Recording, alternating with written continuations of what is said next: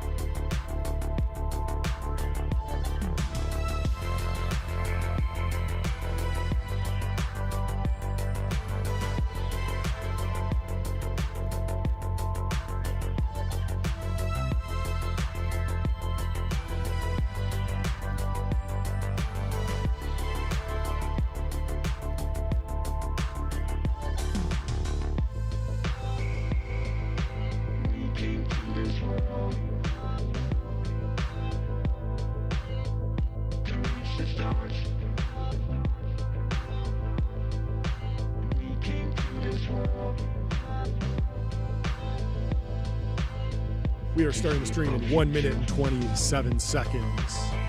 1 minute and 25 seconds. 1 minute and 23 seconds. Check, check.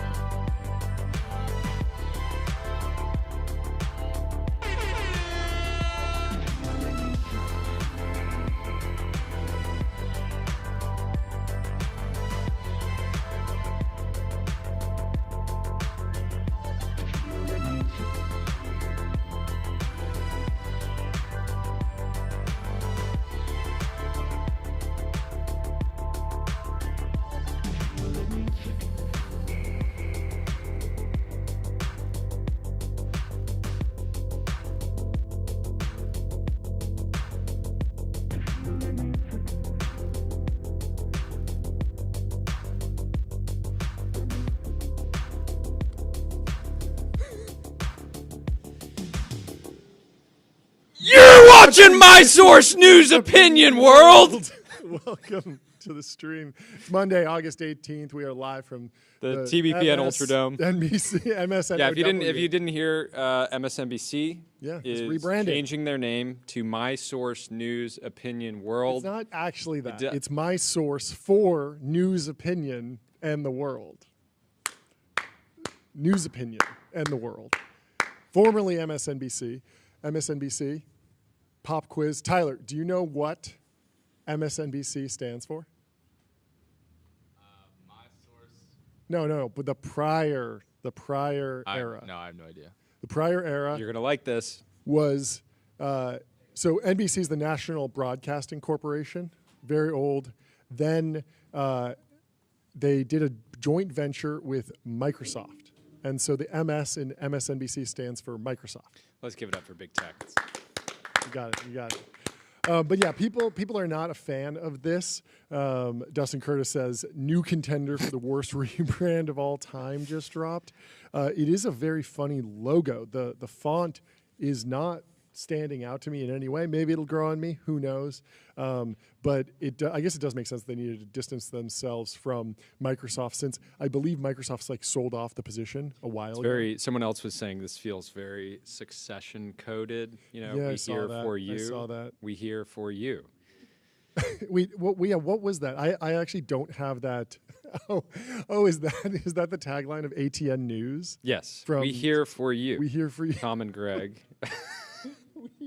we we here for you. We're here for you. My source, news, opinion, world. And then Manny says, I'm sorry, and it's the Mario font? I don't get this. Do you understand this? My source, news, opinion. I didn't world. get it, but does it just seem cool. like it's like something like there's something lost in translation, like it was from a different country? Lulu says, it seems like a wasted opportunity, forfeits brand equity without replacing it with anything better. So generic. MS Now could be an app, a charity, or a cloud storage product.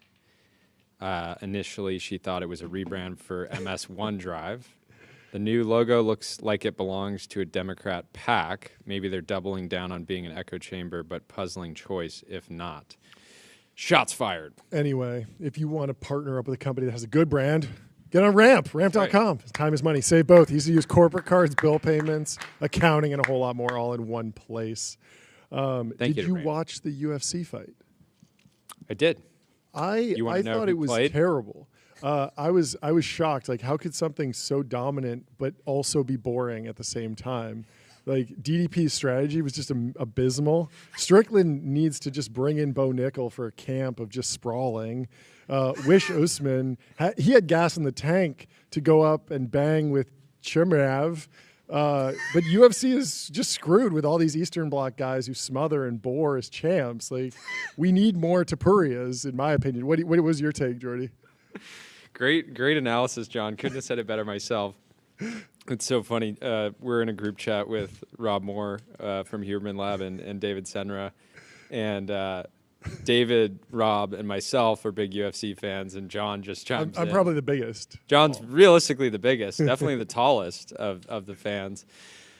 But, of course, there was a fight this weekend. It was mildly entertaining. I did start doing email midway through the first round. Never a good sign. When we watched the last fight, whichever one we went over to Rob's house for, I had a great time with that. Like, I was not distracted at any point in time. I was fully engaged. Yeah, that was watching Ilya Topuria, probably one of the most dominant UFC champions in history, putting on a masterclass. I mean, we need more Topurias. Clearly. We do, John. It was interesting. So the card was fine. Okay. There was something that happened that I don't think has ever happened before, where the two fights prior to the title fight, there was two spinning elbows where the person spun around and got a KO.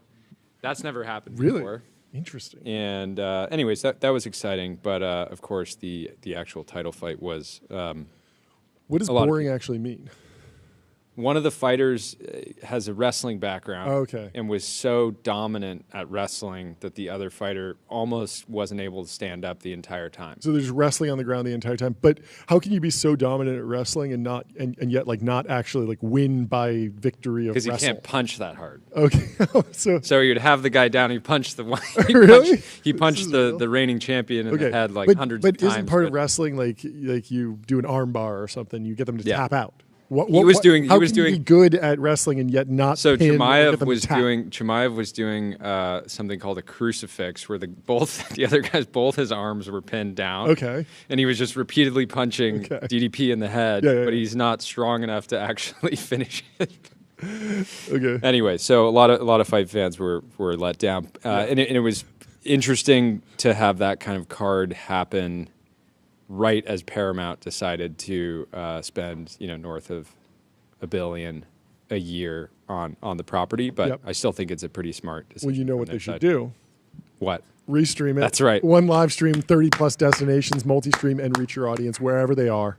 You can sign up for free, UFC. If you're watching UFC and you want to live stream your fights on X, Facebook, well, Twitch. I think the whole point is that they will hopefully only be streamed on Paramount Plus. Well, they could always change their strategy. They could. They could stream everywhere. In other news, Max Meyer has announced the latest issue of Arena Magazine, number 5. It's called Mission Critical. It's 112 pages. It's a 1/4 inch thick.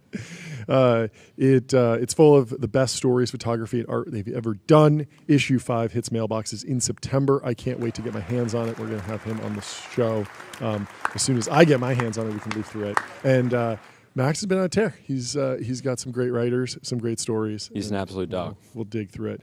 And if you're looking to design a magazine, you got to get on Figma, figma.com. Think bigger, build faster. Figma helps design and development teams build great products together. You can get make for something free with Figma Make. For sure.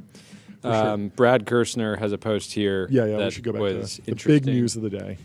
OpenAI, as you probably already know, is in talks to sell around $6 billion in shares at roughly a $500 billion valuation, $500 billion.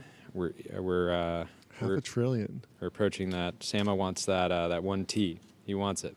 I mean, it might be the first company to IPO at $1 trillion. Weren't we talking about this? How Saudi Aramco was supposed to go out at $1 trillion, be the first company to break that bar. But I think they did some interesting deal where it didn't actually go out in the 1T club. Yep. Every other Mag 7 company has had to earn it and climb up the ranks, climb up the charts in the public markets. Yep.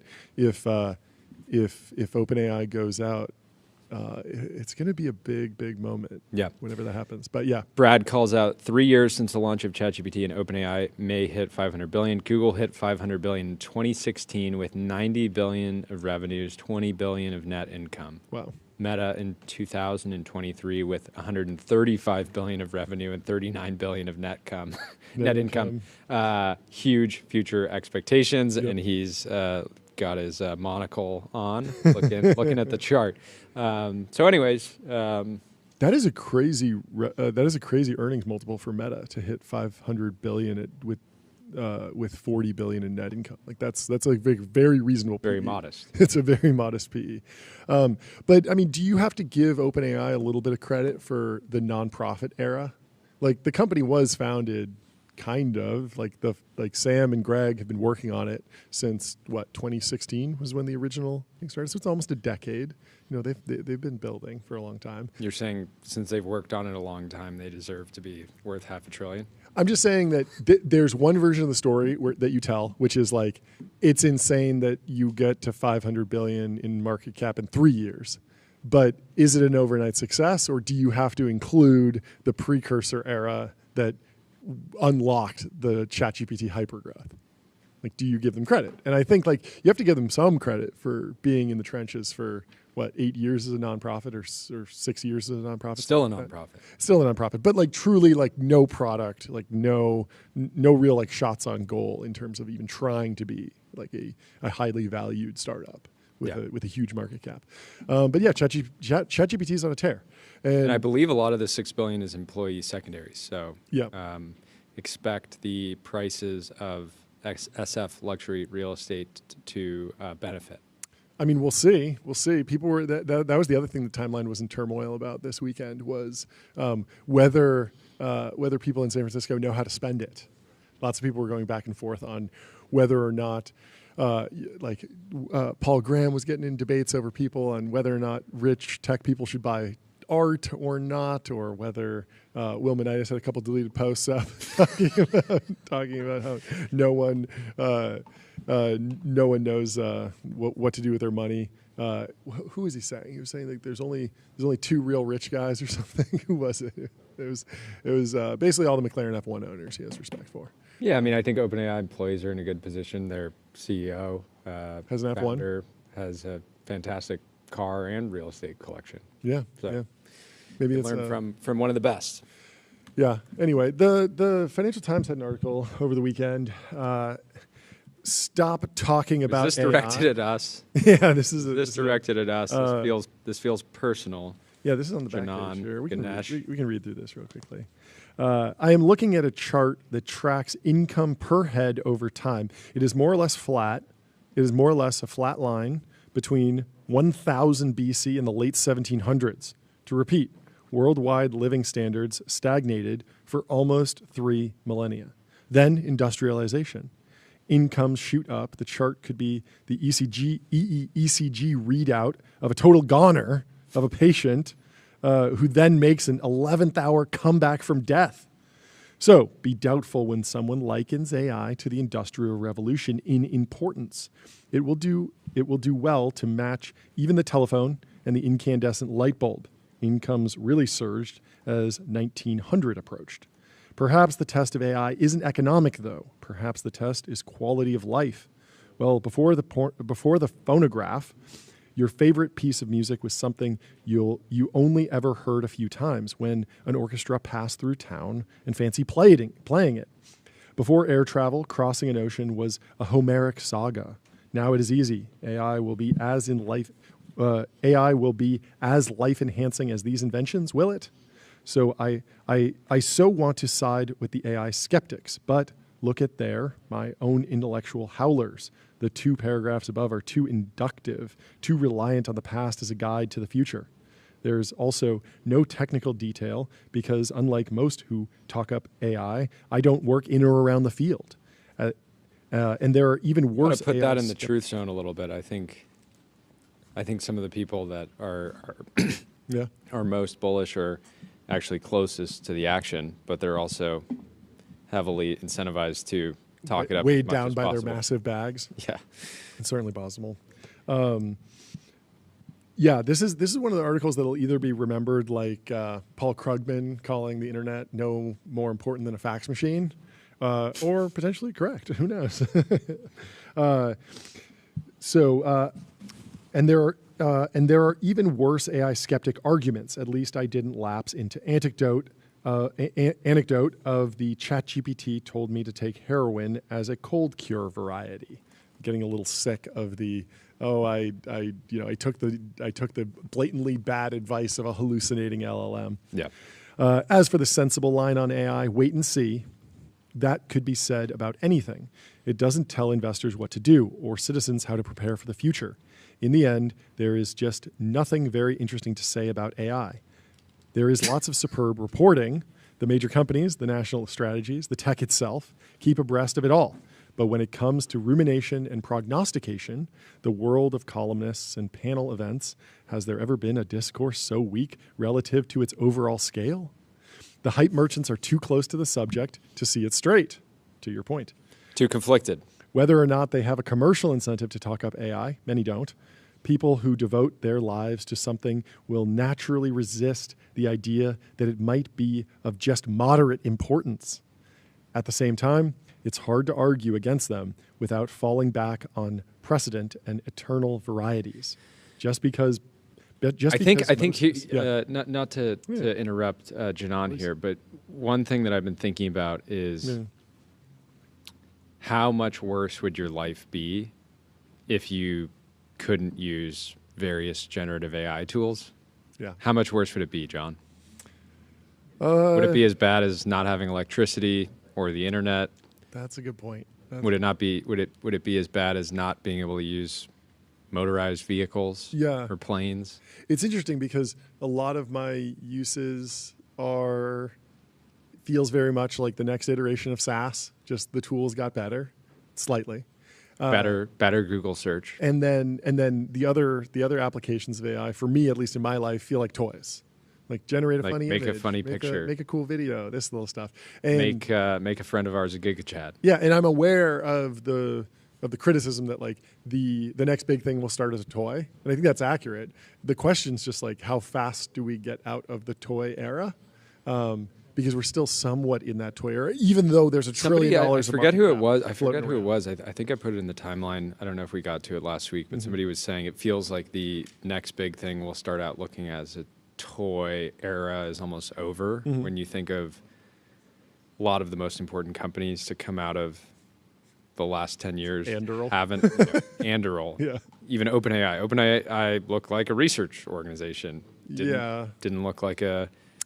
At the same time, like their early research projects were like literally playing video games. And it felt like better bots for video games. Like that's very toy-like. I don't know. It's a good analogy to toy with. Yeah. The other side of it is like Scott Nolan's new company, like creating nuclear fuel. That feels pretty important, or potentially more important than a lot of the companies that have launched this year. And it looks the farthest. You've never refined plutonium as a fun little activity for the who hasn't refined? Who hasn't tried to develop their own source of nuclear fuel at one point or another? Indeed. The AI debate often pits the informed against hysterical against the measured but generalist. Worse, we probably aren't even going to know who was right. Episodes of The Simpsons from the 1990s patronized the internet in a way that now seems mortifying, but the writers could mount a defense. Without reviving the Solo paradox, you can see the computer age everywhere, but in the productivity statistics, US GDP growth is not higher than it was in much of the pre-internet decades. Much of what we do, such as travel, has changed little. He's super stagnation pilled. This is funny. This is that's a Teal line. Well, even Dorkesh, I don't know who he's talking with. Who was he talking with last week? Yeah. They were talking about how it's possible that the AI may not show up in GDP if it's replacing human labor, right? Like if you lose. You have a take, Tyler? I think that was from the Casey Hanmer interview. Yeah. I just watched that. I just listened to that. It was really good. Casey's the man. What a great get.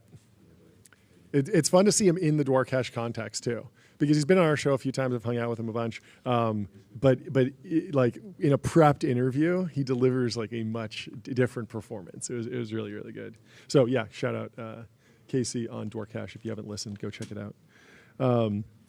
Where were we? Much of what we do has, such as travel, has changed little. The episodes, while dated, are not falsified. Here's a thought. The worst case scenario is that AI destroys a significant but not huge share of jobs. Jordy, you're so good at like predicting the next line. Maybe you're an LLM here. In that world, I really am. I'm just predicting the next token. Yeah. The next paragraph of the Financial Times, because you've been fine-tuned on the Financial Times and the Wall Street Journal. In that world, there would be lots of victims, but not enough to form an electoral plurality that could vote for universal basic income or the like. In other words, if AI skeptics are right and the technology has less than sweeping impact, then AI alarmists will be right that social strife is coming. Who would have won the argument? I have found there to be just one useful feature of the AI discourse. It reveals a person's existing temperament. I like this take. The people I know who think AI will be seismic and disastrous are the most highly strung anyway. The ones who think it will be seismic and life-changing are the most chipper and prone to believing things. Tony Blair. Those who doubt it will be seismic at all are people like me, who are even-keeled to the point of complacency. The AI hubbub goes on and rancorously on because it is, in the end, about us. Yeah, pretty good take. I don't know. I like that. I like that article. I thought it was interesting. Yeah, I think the question that everyone should ask themselves is, what would their life look like if they couldn't use the thousands of new AI tools that have been created in the last few years? Would it be that much worse? It's a good question. And I think you can simultaneously say that AI makes my life better. The question is, how much better? And what would your life look like if you couldn't use these tools? Maybe for someone that's using some LLM as a therapy product, and they're not in a position to be able to afford traditional therapy. Maybe it makes their life infinitely better. Yeah, I mean it's probably in the single digits of percent for me. Like it makes my life like 3% better, 5% better. Sparks a little bit more joy. And that's probably in line with the like market impact. We've added like $1 trillion in market cap to markets broadly that are worth like hundreds of trillions or something like that. I don't know. It feels like roughly correctly priced. Tyler, should we go into your latest blog post? Yeah, sure. Break it down for us. Yeah, so basically, I wrote this thing, do LLMs have good music taste? The idea is basically like, I've been thinking a lot about how, like, benchmarks seem to kind of miss a lot of, like, maybe the personality of the model or like the vibe, right? Like, you always hear about, like, people really love 4.0. It's like, okay, why do they love 4.0? Like, on benchmarks, 4.0 gets smoked by basically, like, every OpenAI model since, like, all the Claude models, stuff like this. But people, like, still like to use them. Mm-hmm. So I was trying to figure out, like, why, like, what are some more interesting benchmarks that can try to get, like, the vibe of the model, right? Like, one I really like, I think I've talked about it before, is, like, this Minecraft benchmark where it, like, generates, you prompt, like, a castle or something, and then it builds the castle, and you can, like, see, like, its, like, creativity. And the people vote on it, right? Yeah. So it's humans voting on the aesthetics of Minecraft architecture, essentially. Yeah. But I think stuff like that is, like, is really interesting. Yeah. So I was trying to think of something like that, and kind of also down this vein of, like, maybe it was like I was reading a lot of the Paul Graham post this weekend where he's talking about art. It's like, okay, like, I wonder if models have good taste, right, in like art or music or whatever.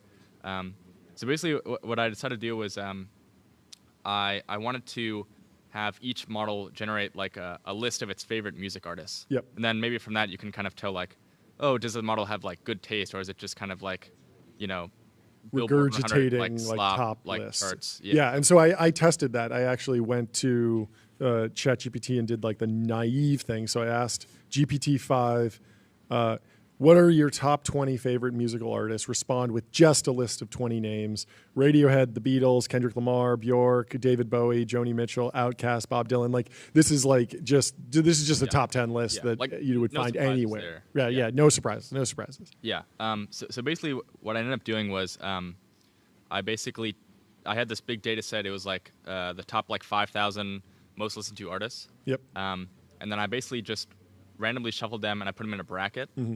Where I would each prompt, I would give the model 2 names. It would say, which one basically do you prefer? And then the one who won would move on to the next round. So it was like 13 rounds, I think. Mm-hmm. And then what you end up seeing is, like, it's, like, actually pretty interesting. I prompted, like, almost all of the frontier models. And yeah, there's a bunch of interesting things here. Like, I think the reasoning models especially. The reasoning models went crazy, in my opinion. Like, the reasoning models were insane. Do you have the default? What was, like, the first Claude model? I don't think it's the reasoning model, but it felt like it had somewhat of, like, a normal take. Yeah, I think 3.5 Sonnet. A lot of jazz on there. Can you read off some of the names? Yeah, do 3.5 Sonnet and read off some of the names. Yeah, so the first one, I actually don't know who this is, Michael Kiwanuka. Mm-hmm. There's Bach, Stevie Wonder, Miles Davis, John Coltrane. Okay.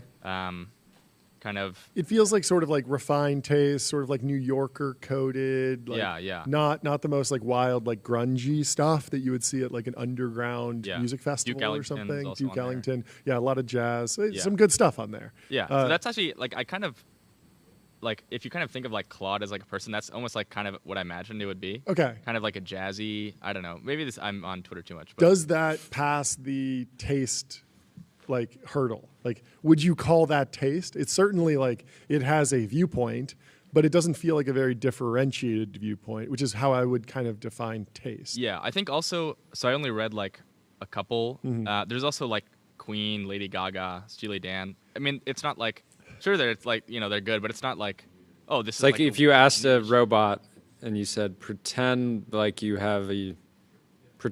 enjoy music. Yeah.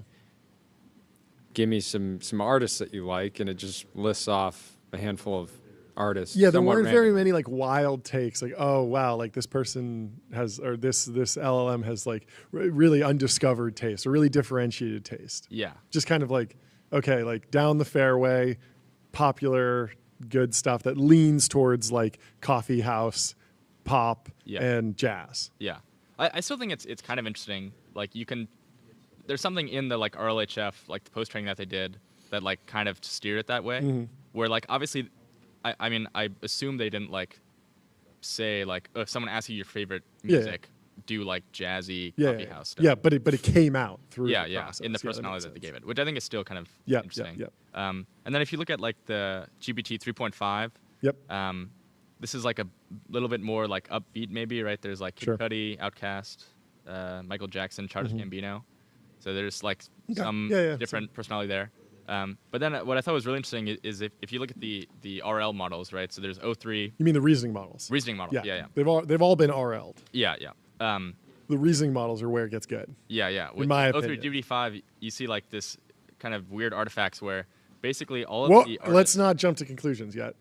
It might not be an artifact. That's true. We might have hit foundational reality. We might have hit base reality. Yeah, but you do see some weird artists, maybe, or maybe just interesting ones that I don't know about. Good music. But maybe basically, just good music. You notice Maybe the the best pattern where music. basically all of the artists have numbers in their name, and a lot of them also have $signs in their name.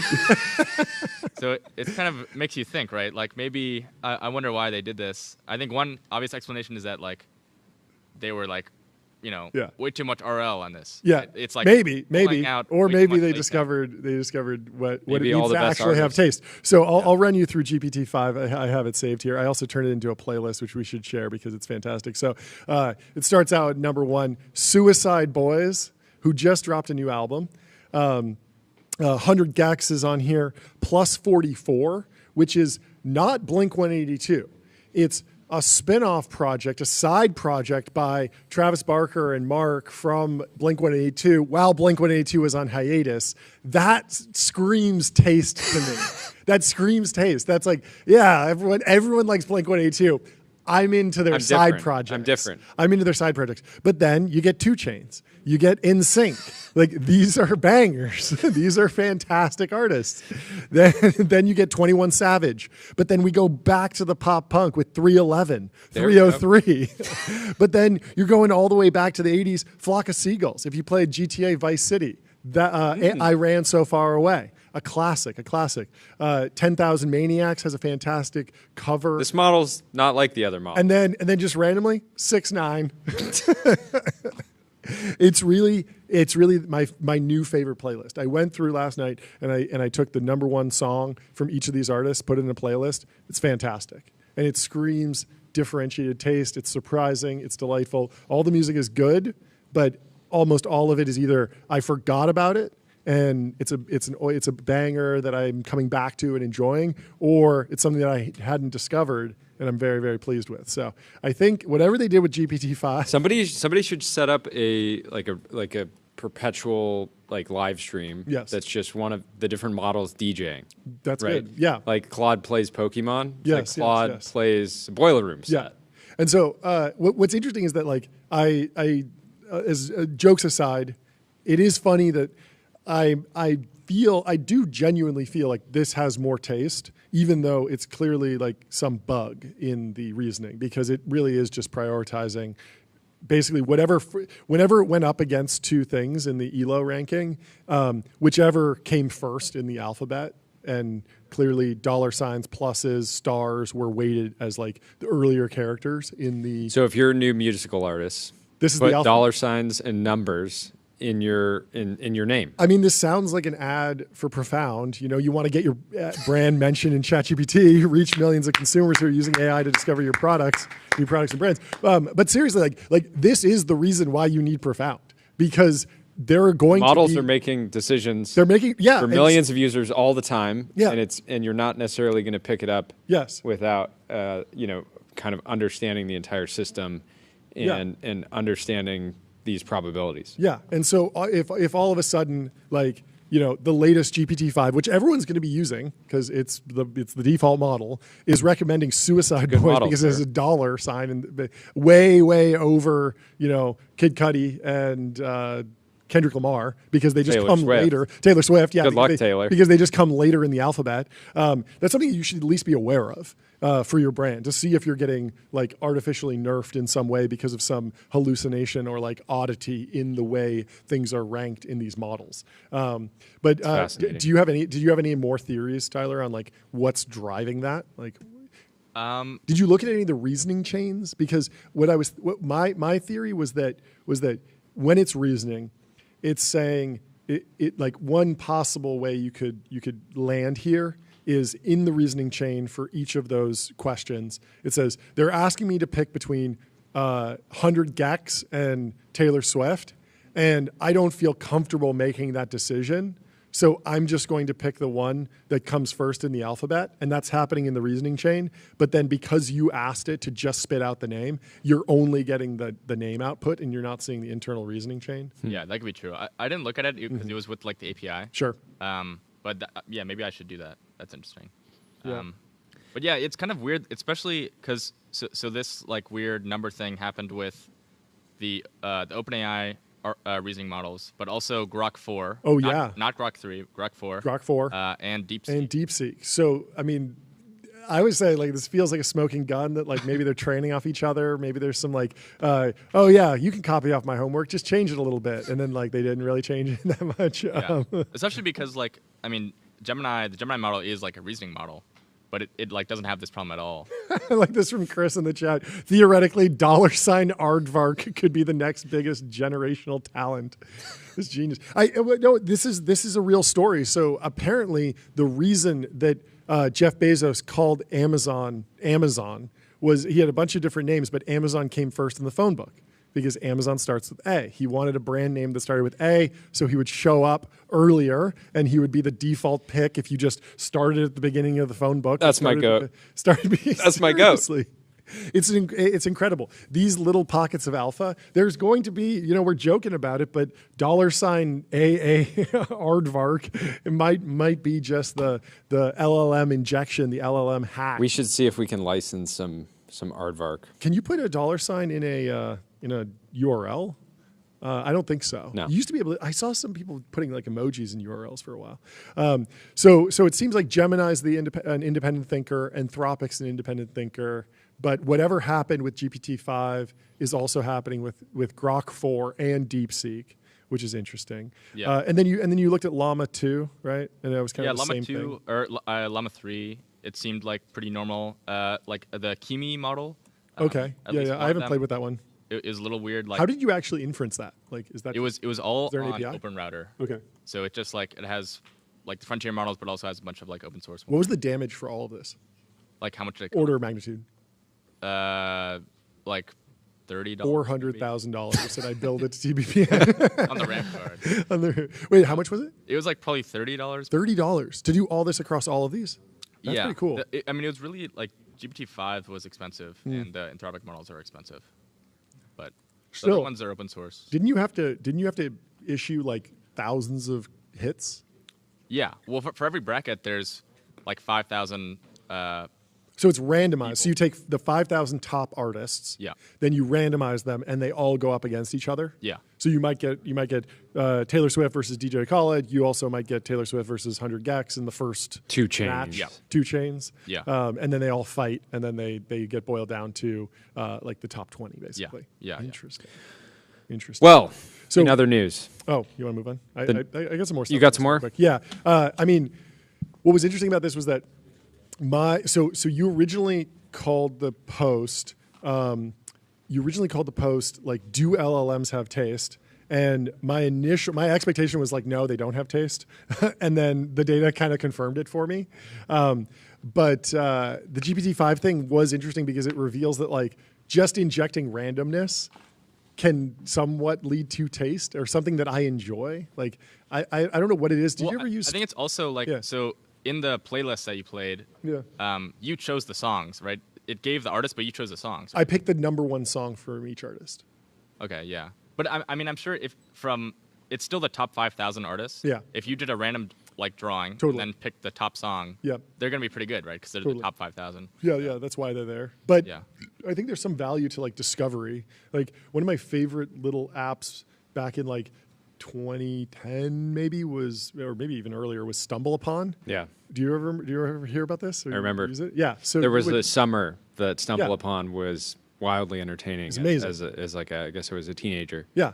And so so Stumble Upon, if you're not familiar, it was started by Garrett Camp, who became co-founder of Uber. And he started Uber. He started Uber, yeah. And he built this like I think it was like a website that you'd go to and you click a button. It was the exact opposite of X. It would only links. You would only leave StumbleUpon. You click the button and it would randomly take you to a random website on the internet. Just a completely random website. And I think you could kind of dial it in at some point. But it was really, really cool because you could just have this as a bookmark. And anytime you just wanted to see something random on the internet, you could just click there and just go to a random website. It was really, really fun. Later, when I started like practicing programming. Look what they did to my... Is it gone? Look what they did to my boy. What happened to StumbleUpon.com is now called Mix. Okay. And it's basically an algorithmic, like, For You style feed that I guess shows videos now. Very odd. They massacred my boy. So I built like a hack project that basically would export my Twitter timeline, put it in a database, and then when I clicked a button, it would stumble upon a random tweet. Or actually what it would do is it would see anyone in my feed who shared a link. It would scrape that link out, and then I would be able to stumble upon the links that were curated by my Twitter feed. And I had a lot of fun with that. But then, of course, like links went away. And now, like, there's just not that many cool independent websites out there. Almost everything happens like within social media and the walled gardens. And so the algorithms like serve as that. But there is something enjoyable about just like the randomness that comes from like stumbling upon things. And I think that it's probably hard to build a business model around. But I think they had a simple advertising-based business model, if I can remember. Yeah. The other interesting takeaway is that they're across all of the different LLMs that Tyler queried. I don't think there was a single country artist on any of them. Correct? Yeah, I think that's true. I think that's true. What do the models have against country? I don't know, but it's something. That's the scary thing, because when I listen to country, yeah, I find it to be extremely relatable. Yeah. It's like, it's a nice afternoon. It's very human. Going to the lake. Yep. And I'm driving a truck, drinking a beer, driving the truck again. Not relatable for me, but I guess relatable for some. But no, it's just like simple music that oftentimes reflects, traditional American culture. Yeah, right? yeah. Like, driving your truck, actually, having a Johnny beer, Cash, driving your truck again. Is Johnny Cash country? Yeah, Johnny Cash is. Okay, he's on Grok 3. Country. Oh, he's on Grok 3. Okay. Yeah. Okay, that makes sense. Yeah. Rock. Also, I love. There's this one that was really funny that GPT 4.1 just randomly ranked as the very top artist, the favorite music ever, the Final Fantasy VII soundtrack. No way. Yeah. That's taste. That's taste. That's And that's like that's clanker taste. That's it's super clankery. Very clanker coded. Yeah, very clanker coded. It's also extremely clanker coded to be like, yeah, like what type of music do you like? The ones where the artists start with numbers. I like numbers. Yeah. So like, 100 gex, 2 chains, like 2 mellow, 18 karat affair, 21 savage, 311. They're speaking my language. Yeah. Like I don't like Backstreet Boys. I like Star and Sync because it has a cool character. Yeah, exactly. I think really great. I think that sums it up. We should create Spotify playlists for all of these because they're very, very funny and very interesting. And we should also get you on Vanta. Vanta's right. automate compliance, manage risk, improve trust continuously. Vanta's trust management platform takes the manual work out of your security and compliance process and replaces it with continuous automation. Whether you're pursuing your first framework, SOC 2, clankers are going to love that. Wait till they discover Vanta. Or managing a complex program. Go to vanta.com. Well, news today from break it down. the New York Post, Okay. actually a couple days ago. Senior, 76 years old, died while trying to meet Meta AI chatbot Big Sis Billy, which he thought was a real woman living in New York City. This is a very sad story. Someone named Thong Bu Wong Bandu, 76, was fatally injured his neck and head after falling in a New Brunswick parking lot while rushing to catch a train to meet Big Sis Billy, a generative metabot that not only convinced him she was real but persuaded him to meet in person, Reuters reported Thursday.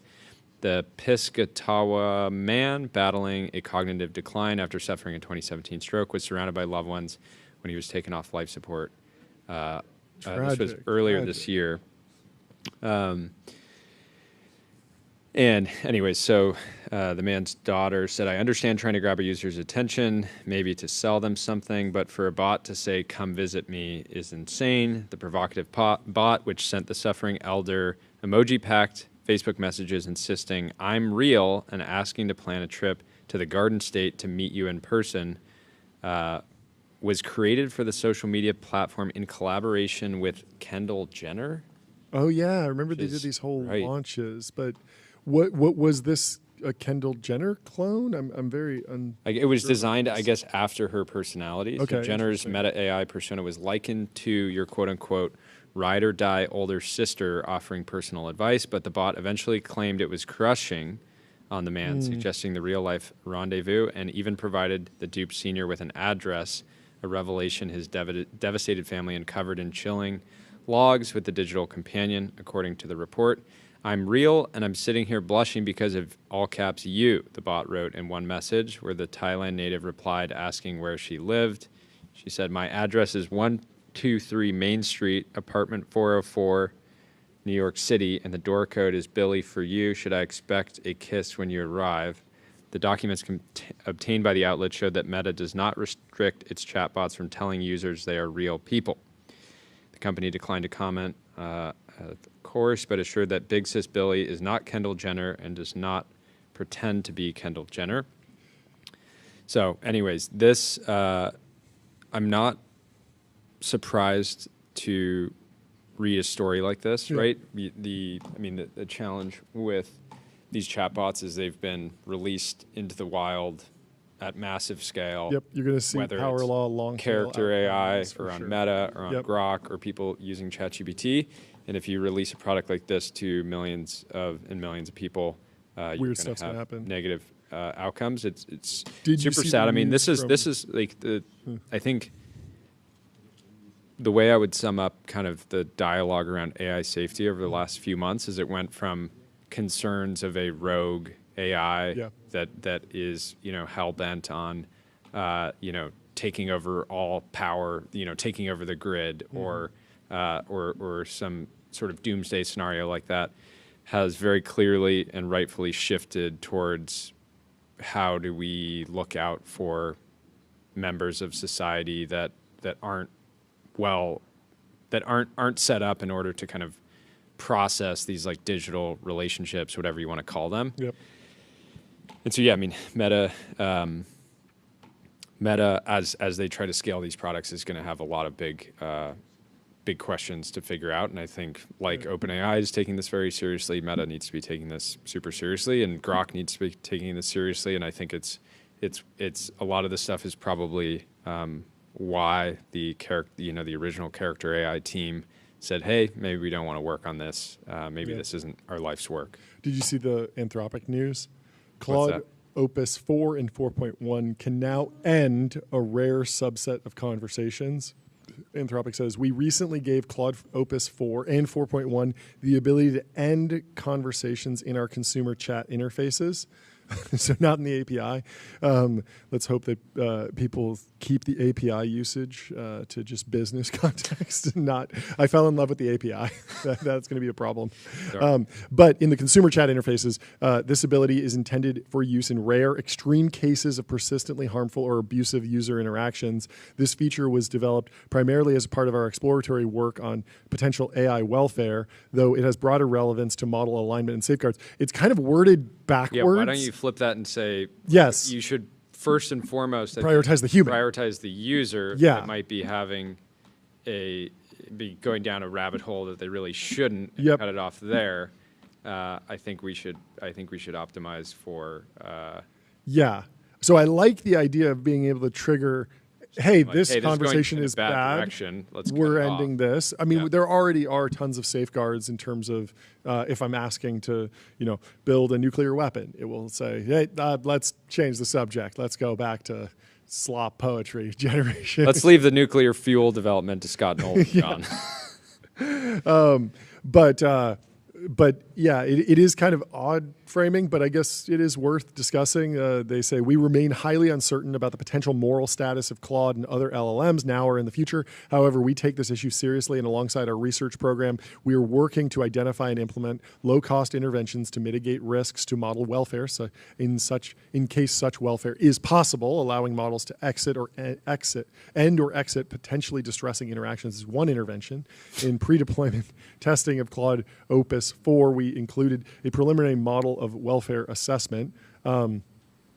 Claude Opus 4 showed a strong preference against engaging with harmful tasks. That seems good. A pattern of apparent distress when engaging with real-world users seeking harmful content. Makes sense. A tendency to end harmful conversations when given the ability to do so in simulated user reactions. These behaviors primarily arose in cases where users persisted with harmful requests or abuse despite Claude repeatedly refusing to comply and attempting to productively redirect the interactions. Our implementation of Claude's ability to end chats reflects these findings while continuing to prioritize user well-being, and they give some examples. Well, in other news, Anthropic has asked Menlo Ventures to stop using SPVs to fund an investment in their latest round. Really? It was reported last week, or Michelle Lim said, many friends, including myself, have been offered allocation into OpenAI or Anthropic SPVs this week. Minimum check sizes are 100 to $1 million, with fees as high as 16%. And Business Insider, of course, the esteemed publication for business insiders to understand the news. Insider confirmed that Anthropic told one of its largest investors, Menlo, that the venture capital firm must use its own capital and not resort to an SPV, as it did in a previous funding round. I think this is kind of an interesting request because I imagine if Menlo's allocation in the new round at 160, I don't know how much dry powder Menlo has available, but yeah, a lot of the SPVs, when they're done properly, come through.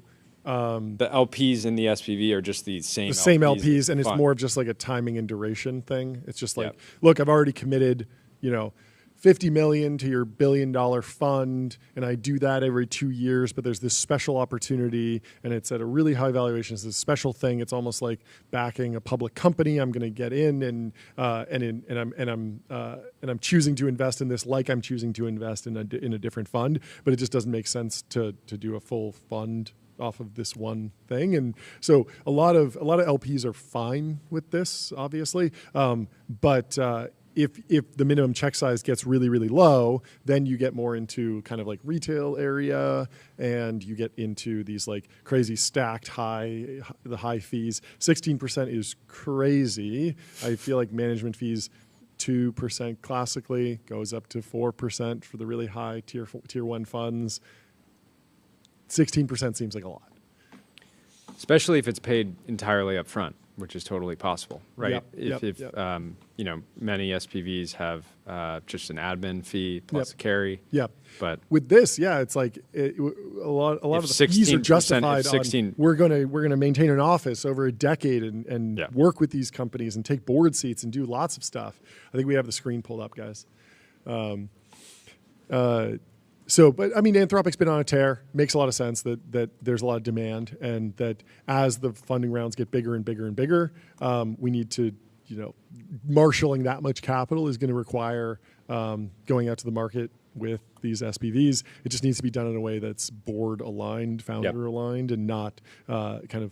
Even though they don't have cap table access, it's still like a nightmare to have a bunch of people out there who are like, yeah, I ripped $100K into this SPV of an SPV of an SPV, and then they're selling forward contracts against that.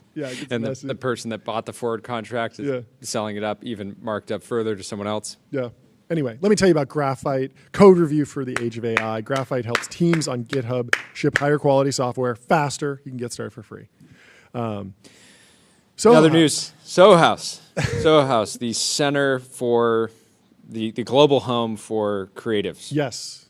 The famously finance bro free private club started in New York, has since expanded. There's one in Miami. There's one in LA. There's one in Malibu, right? There's a bunch. There's a bunch. There's several. I've never been a member of Soho House. I've been to a few. Have you been part of that whole world? That whole world? I am a member of. How did you get in? You're very finance coded, and you've always been very finance coded. You ran a company that was literally doing financial technology. Financial technology company. You say no. I don't think. We think of ourselves as a tech company. I don't think they've actually been. They've had that hard of a line for a long time around membership. That feels like their go-to-market stunt. Like, it was the first article that they put out, and it went super viral because it frustrated all the finance bros who had the disposable income to instantly pay for something like this. But they probably rolled that back. It was originally prior to the IPO. You could feel that they had really widened the potential member pool. Yep. Okay. That was apparent. That was a complaint at the time. When did they actually go? I don't remember. I didn't even realize that they were public. We talked about this earlier, and you kind of broke it down for me. Yeah, so they went public in 2021, but even a year prior to that, it just felt obvious that they were allowing a lot more people to come in. But the company was started in 1995. No way. Originally in London. I would have said it started in 2015. Yeah. Wow. So, of course, Soho House, junk bond investor says Soho House really said no finance bros, then immediately called Apollo when they needed $2.7 billion to be taken private. Rules are more like guidelines. And apparently, Ashton Kutcher is going to be joining the board. Oh, really? That's cool. Existing shareholders, including Ron Burkle and Ukaipa, to roll controlling equity interest into the company. I wonder what they're going to do during a take private. Usually, it's like some sort of transformation of the business model, but I don't know. I feel like I don't think the company has ever turned a profit. Really? How is that possible? I think until this year. What is so expensive about renting Soho House? I feel like you buy the house and then you sell memberships and you sell food and beverages. I mean, I guess it's basically maybe modeled like a restaurant, but restaurants are notoriously tough businesses, but at the same time, like, there are well-run, profitable businesses. Is it some sort of like almost like a vanity investment, like an NBA team or something, where people pay really high valuations for it? I think to some degree. I mean, I know Apollo is doing that. I know one of the largest outside investors, and it was somewhat of a like trophy investment. That's right. It's not necessarily the way, but I think it was. Dan Loeb has been kind of an activist investor as of recently, pushing a number of things. So I think in some ways, he's getting what he wanted here. I'm looking up the... Bergov says, very steep overhead and prime real estate. Yeah, the real estate's probably really expensive. And we have someone in the chat asking, what's a take-private agreement? Soho House has been a public company. You could just invest in it. You could go to public.com, investing for those that take it seriously. They got multi-asset investing, industry-leading yields, they're trusted by millions. You could buy shares in Soho House like you would shares of Google or Apple or Microsoft. But no longer, because now Apollo has taken them private. They are no longer publicly traded. Shareholders will receive $9 per share. The public shareholders, but a few of the bigger shareholders, like Ron Burkle and Ukaipa, are rolling their controlling interest into the company. They will own the company on a go-forward basis. And what this allows them to do is that they're not a public company, so their stock price doesn't move day to day.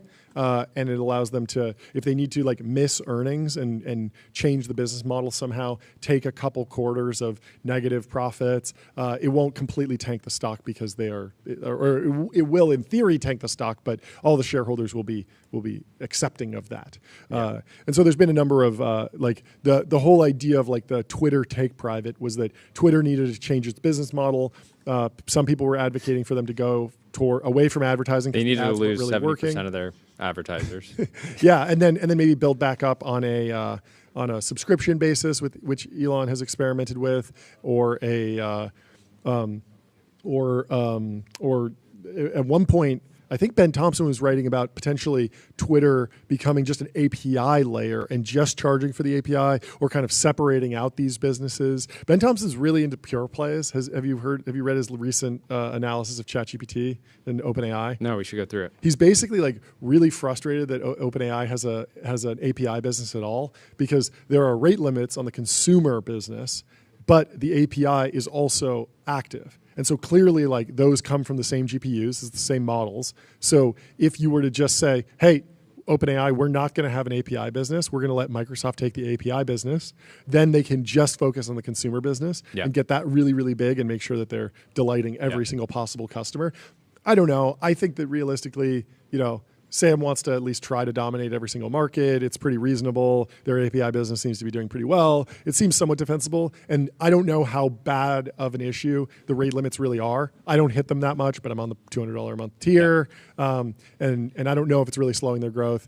like them winning consumers kind of a foregone conclusion at this point. Tyler, do you have something on rate limits or API? Ben Thompson doesn't sound AGI filled at all.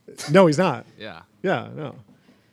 But how would you change your strategy for AGI pill? Do you stay in the API business? No, you do a safe super intelligence. You don't sell anything. You just do the research, right? Because nothing matters until you hit AGI. But like, if you right now, like today, if you end the API business, like consumers, like normally consumers don't care that much about capabilities. So like, all the incentives are not to like keep doing actual research. It's to like make the model more sycophantic or whatever.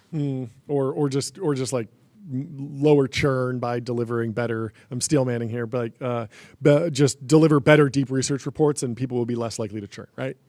Generate better images. It doesn't need to be purely sycophantic. I would churn if it gets too sycophantic. I am a knowledge. I'm a knowledge retrieval user, but I will churn. You think that, John, but you have an incredible ability to adapt and evolve. And I think you might find that you actually like it. Maybe. Anyways, back to Soho. I think people have always had just insane expectations for Soho House membership, and if you just look at it as nice restaurants and hotels.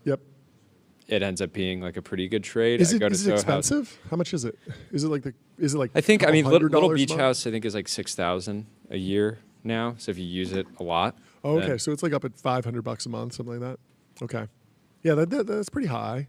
Yeah, but when you compare it to, that Little Beach House is its own membership that's not tied to the other clubs. Okay. But if you're using it weekly, can you actually go to Little Beach House in Malibu and then go to the beach? Is it like a Yes, it is an actual beach club. It's very nice. Okay, so they have like towels and showers and that type of stuff. Cool. Yes. Okay. That's quite nice. That's great. So, anyways, I think this is I think it can become Lindy. I think their hotels are nice for what they are. I really enjoy the Miami property for what it is. And you know what step one for the Soho House take private would be in my mind if I was CEO? What's that? Streamline sales tax compliance. Like that is get so on Numeral true. HQ, put your sales tax on autopilot, spend less than 5 minutes per month on sales tax compliance. That's step one of any corporate. Neil Thompson, new CFO, get on Numeral. Thank us later. Did you see that Cluely was in the Wall Street Journal? No way. Yeah. So, and in part of a trend piece on clipping that I thought was kind of interesting. We do some clipping here. We clip on X. We create TikToks. We create Instagrams. We create Reels. All sorts of stuff. But the Wall Street Journal is breaking down the trends and all the big money behind those bite-sized social media videos. Companies are hiring clippers to flood TikTok and Instagram with short promotional videos. And one of the examples here is 1X, which we've had on the show as well. Cluely, we've also had on the show. And Nothing, we've also had on the show. 3 for 3 with the CEOs of the companies that are using clipping to their benefit. So, you know those buzzy viral clips you see on social media? There's an army behind them. Kanoa Cunningham is among the ranks of video-savvy young clippers who help streamers, podcasts, and startups expand their audiences by making buzzy moments go viral on social media. Cunningham edits down clients' long-form videos into short clips and then posts the shorts on sites like Instagram and TikTok. It is lucrative work. In May, Cunningham quit his finance job and now runs a team of 8 clippers. He said the operation earns him $20,000 to $30,000 a month. Not bad. Clipping is one of the hottest corners of marketing. Instead of just posting on their own accounts, creators and companies pay clippers like Cunningham to saturate TikTok and Instagram with bite-sized videos until they are almost impossible to miss. One technique they use to grab attention on crowded social media platforms, posting provocative or outrageous content. And I think this is one of the issues that people should be aware of if they're going to start clipping is what is the brand line? What is the brand standard? I saw a viral clip from a podcast where basically it made the host, like the host was joking, but the joke was taken out of context and just made the host look dumb. And that went super viral. But the takeaway for the viewer like, great, you got views. Did you get... Are those valuable views? Yeah. It's not just. I mean, the base case for clipping is that it gets no views. The good case is that it gets some views, but doesn't really convert many people, because the conversion rates on 1 million views is like a few listeners will actually be like, yeah, I enjoyed that 60-second TikTok. I'm down to listen to an hour of this. That's a pretty low conversion rate, but that's fine, because you get the 1 million views, you probably bring some awareness. But the worst thing that you can do is like create a brand as like the person that gets dunked on or something like that. Yeah, so certain people have productized this, right? Yeah, so you can hire like this person, Mr. Cunningham in the Journal, saying the only way to be famous in today's internet world is with clips. I think like he's running his own operation, but WAP has productized this.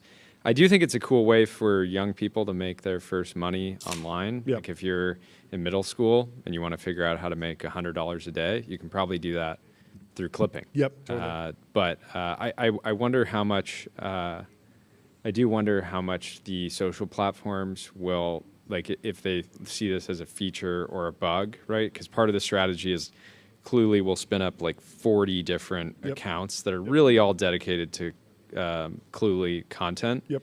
And they're just spamming, just like shotgun approach, seeing they'll put out 100 videos. If a lot of them get under 1,000 views and one gets 1 million, that's a win for them. Yep. I don't know how long this will be like the meta, right? Well, so it's like, I think mediocre work is like the super ripe for AI automation. And we're already seeing that, where I believe Substack, we were talking to Chris Bast, and Substack will automatically generate clips. There's another company called Opus Clip. We've built something internally, Newsmax, that does some automated clipping. But actually telling a story around a piece of content that's within a larger piece is something that Clipping AI intelligence is has not been achieved internally. Yeah, because in order to do something that doesn't just outperform on views, but also outperforms on brand and holds the brand standard, it does somewhat require like human ingenuity. And we saw this with, we talked to Dwarkesh about this, where he has spent a lot of time using Anthropic and Gemini and OpenAI to create workflows that will go through the transcript and try and find the best clips that will perform. And he says it always comes back at a 5 out of 10. And so he still has a team that does this and is very good and has a whole bunch of like hard-won lessons about what works at a certain amount of time. And we've seen this with our content that actually winds up performing. A lot of it, like we have to do a lot of experimentation.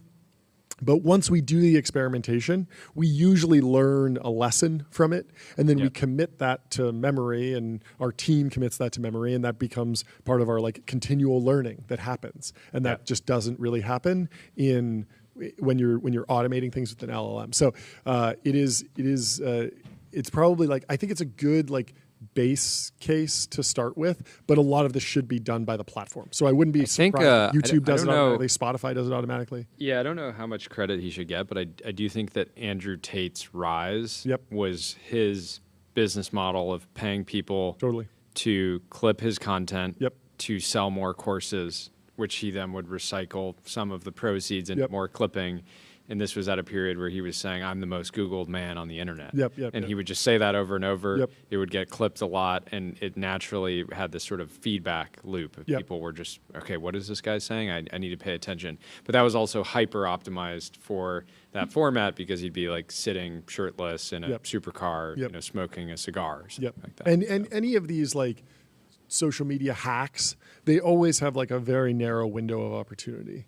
Like the giving away it used to just be renting a sports car or like owning a Ferrari would be enough for 1 million views. Now then it became you had to give it away. And so Doug Jamiro, one of his big series that got really big, the car YouTuber, was he had a Ferrari 360 Modena, and it was, I think, in the $100,000 range. He had to get a bunch of debt to pay for it. It was very expensive. And he made a whole bunch of videos about his red Ferrari. He levered up his content. Yeah, and it was great. It was great content. It was interesting. And of course, he was more like making fun of flex culture than actually doing the flex culture. But still, there just weren't that many YouTube videos of like a red Ferrari. So you click on it and people found him that way and he grew.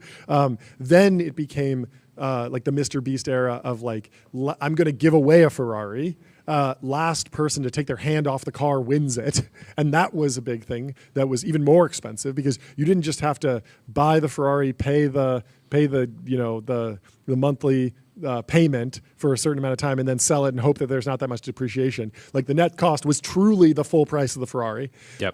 But at least you're giving it to someone. It's like a write-off probably. There's something there. The most recent Mr. Beast video involving a supercar was him literally shredding a Lamborghini, just destroying it. And like Whistling Diesel has become a huge YouTuber on the back of just like destroying supercars and G-Wagons and all these crazy cars. Tyler. I think Sean Frank just gave away a Lambo. Oh, yeah. I saw that. He posted about that. Yeah. That's working. So maybe soon he's going to have to start destroying it. Or I don't know. Yeah, I think giving it away. But yeah, I mean, it's like this that made window of sense. That was a opportunity. Storado. It was a Storado, very special car. Yeah. Very special. No, but the real pinnacle of this was Whistling Diesel. Yeah, Whistling Diesel took it to the max. To the absolute max. Ferrari F8, beautiful car. He destroyed it? Completely destroyed it, right? And made a video about it. It's incredibly entertaining to watch somebody drive a car that's normally a garage queen and have somebody just absolutely take it off-roading and all this stuff. Crazy. Fantastic video if you haven't seen it. Yeah. It's funny, I was looking up what kind of Ferrari it was, and Google's AI overview says Whistling Diesel, parentheses, Cody Co. destroyed his Ferrari F8. And so AGI has not been achieved. Add 300 days to the singularity timer. Add 300 days. 300 more days till AGI. We're not getting any closer. Clipping took off during the early days of TikTok when chopped up snippets featuring internet personalities like Andrew Tate or Mr. Beast would rack up millions of views. I swear Jordy reads the articles before we talk about them on the show. Maybe sometimes. It sparked a new generation. I don't know how you read 400 pages of documents before we get on. When I put this together 10 minutes before we jump on. It sparked a new generation of creators who realized they could pay their way into virality by hiring hordes of clippers, paid per 1,000 views to flood the internet with the creator's content. Anything can be clipped: a podcast, debate, social media montage, even movies. Startups such as Lovable, an app that builds software from plain English prompts, humanoid robot maker 1X, and consumer electronics company Nothing have hired clippers to multiply their content across the internet through clips of product demos, podcast appearances, and YouTube streams. You're stupid if you're making an hour-long podcast and only posting it in one channel, said Roy Lee, the 21-year-old founder of Cluely, an AI note-taking startup which hires clippers to plaster its promotional content across the internet. The only way you can ensure a viral moment is to post it across thousands of different accounts. This is happening. Thousands of accounts is a lot. That's a lot. This is also happening in music. I heard that. I mean, people, when it's done poorly, people call it astroturfing. But people are saying like when Drake drops an album, he'll have the clippers like clip all the music and it goes out and it gets a lot of views that way. There is something just about like it is somewhat hard to predict what will naturally go viral. So just like spamming everything out kind of gives you the opportunity for lots of like, happy accidents. Lottery tickets, basically. But I still think a better strategy for most people will be what Dwark Cash and David Senra are doing, where you have someone who really understands how to create something beautiful, even though it's a new format and people think of 60-second short form as like slop. It doesn't have to be. It can be elevated. It can be thoughtful. It can be designed. Totally. Anyway, let me tell you about Fin.ai, the #1 AI agent for customer service. They're #1 in performance benchmarks, #1 in competitive bake-offs, and they have a #1 ranking on G2. That's right, folks. Cluely's clipped contents generates around 800,000 views a day on platforms, including Instagram and TikTok, according to Lee. Lovable and Nothing said they were always looking for ways to reach new customers. Online marketplaces have developed to connect brands with clippers. In the virtual markets, brands post the rate they will pay, and freelancers sign up to make clips. Clippers are paid anywhere from 50 cents to $2 per 1,000 views, motivating them to find the most shareable moments. Nathan Resnick, a 31-year-old partner of a holding company called PCF Ventures that oversees businesses in insurance, wedding planning, and real estate service, pays the 50 clippers he finds online roughly $15,000 a month to create and post short-form videos promoting his company's businesses. It's not really that crazy when you consider we were spending $250,000 a month on Google and Meta to drive traffic to our websites. That's a good point. Again, this is like the ARB. This eventually will get competed down. A lot of this will be taken by platforms, Opus Clip, or maybe even just YouTube will do it. Instagram will do it. You'll just stream to Instagram or Facebook, and it will make the clips itself. But right now there is a huge arbitrage. Yeah, 1X has generally been sharp here. If you remember, they got their robot on Kai Cenat. Yep. They really understand the culture. Friend of the show, Dar Sleeper, total sleeper in marketing sleeper. Yeah, he's great. He says people in the company were like, "What the heck is this kid doing?" A week later, their little cousins were talking about it at the Thanksgiving table. There we go. Anyways, it's cool. It's cool. I think it's probably, like you said, a moment in time. Probably not going to be like it's hard to see it as the most enduring strategy, but it works right now, and I think a lot of businesses would be able to. It was an insane ARB for Andrew Tate, and then it became like sort of commoditized, but we're still very early, and I think that there will be a lot of. I mean, it does feel like. I think the durable strategy is to do things that encourage people to clip them. And that's what Andrew Tate did for sure. Yeah. Like No, I'm saying not just on the buying side, actually on the content side. Like when he would get on mic, he would say crazy things that would go viral. Yeah. And so he made it very easy. And whereas like if you are like an enterprise SaaS company and you hold a webinar, like you could hire 1 billion clippers and like you're probably not going to rip. Like and that's why Cluely is like both doing stunts. Somebody should test it out. Test it out. Adio. Let's test it out. Customer relationship magic. Adio is the AI native CRM that builds, scales, and grows your company to the next level. Get started for free. Clip this right now. Well, in other news, somebody is sharing a screenshot of a young man named River Diamond. And Jeremiah says, "This is a sick name, honestly." I totally agree. Bullpen Clown said, "Kid's name is a private equity fund." I don't know if that's that private equity coded. It's up there, but River Capital, River Diamond Capital, Diamond Capital, River Diamond River Capital. Yeah. It's a good name. I've seen enough. Let's give him $100 million fund. Let's do it. Anyway, Polymarket has some news. The White House has asked Zelensky to wear a suit to meet Trump. Love to hear it. I'm sure he'll look sharp in a suit. He's always seemed to be very fixated on wearing his own uniform. Someone replies with this crazy image. This doesn't even look AI based on like the fidelity and the filter. You think it's a real picture? It looks like a different person dressed up in a tuxedo and put this on. It doesn't look like it's actually Zelensky, but it looks like a real image. I don't know. What do you think? Real or fake? Let us know in the comments.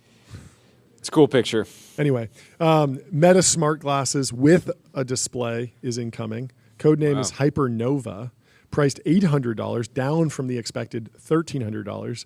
Zuck is cooking for real, says Nick. Meta. So the price is going down, and they're taking a real shot at the Apple Vision Pro, which of course was what, 3,400. And I don't think we can say much else, but I think have we not used this product? Well, so Orion is a different product. Yeah. Orion is what was demoed and has been displayed, and that's what Zuck is wearing on the left there.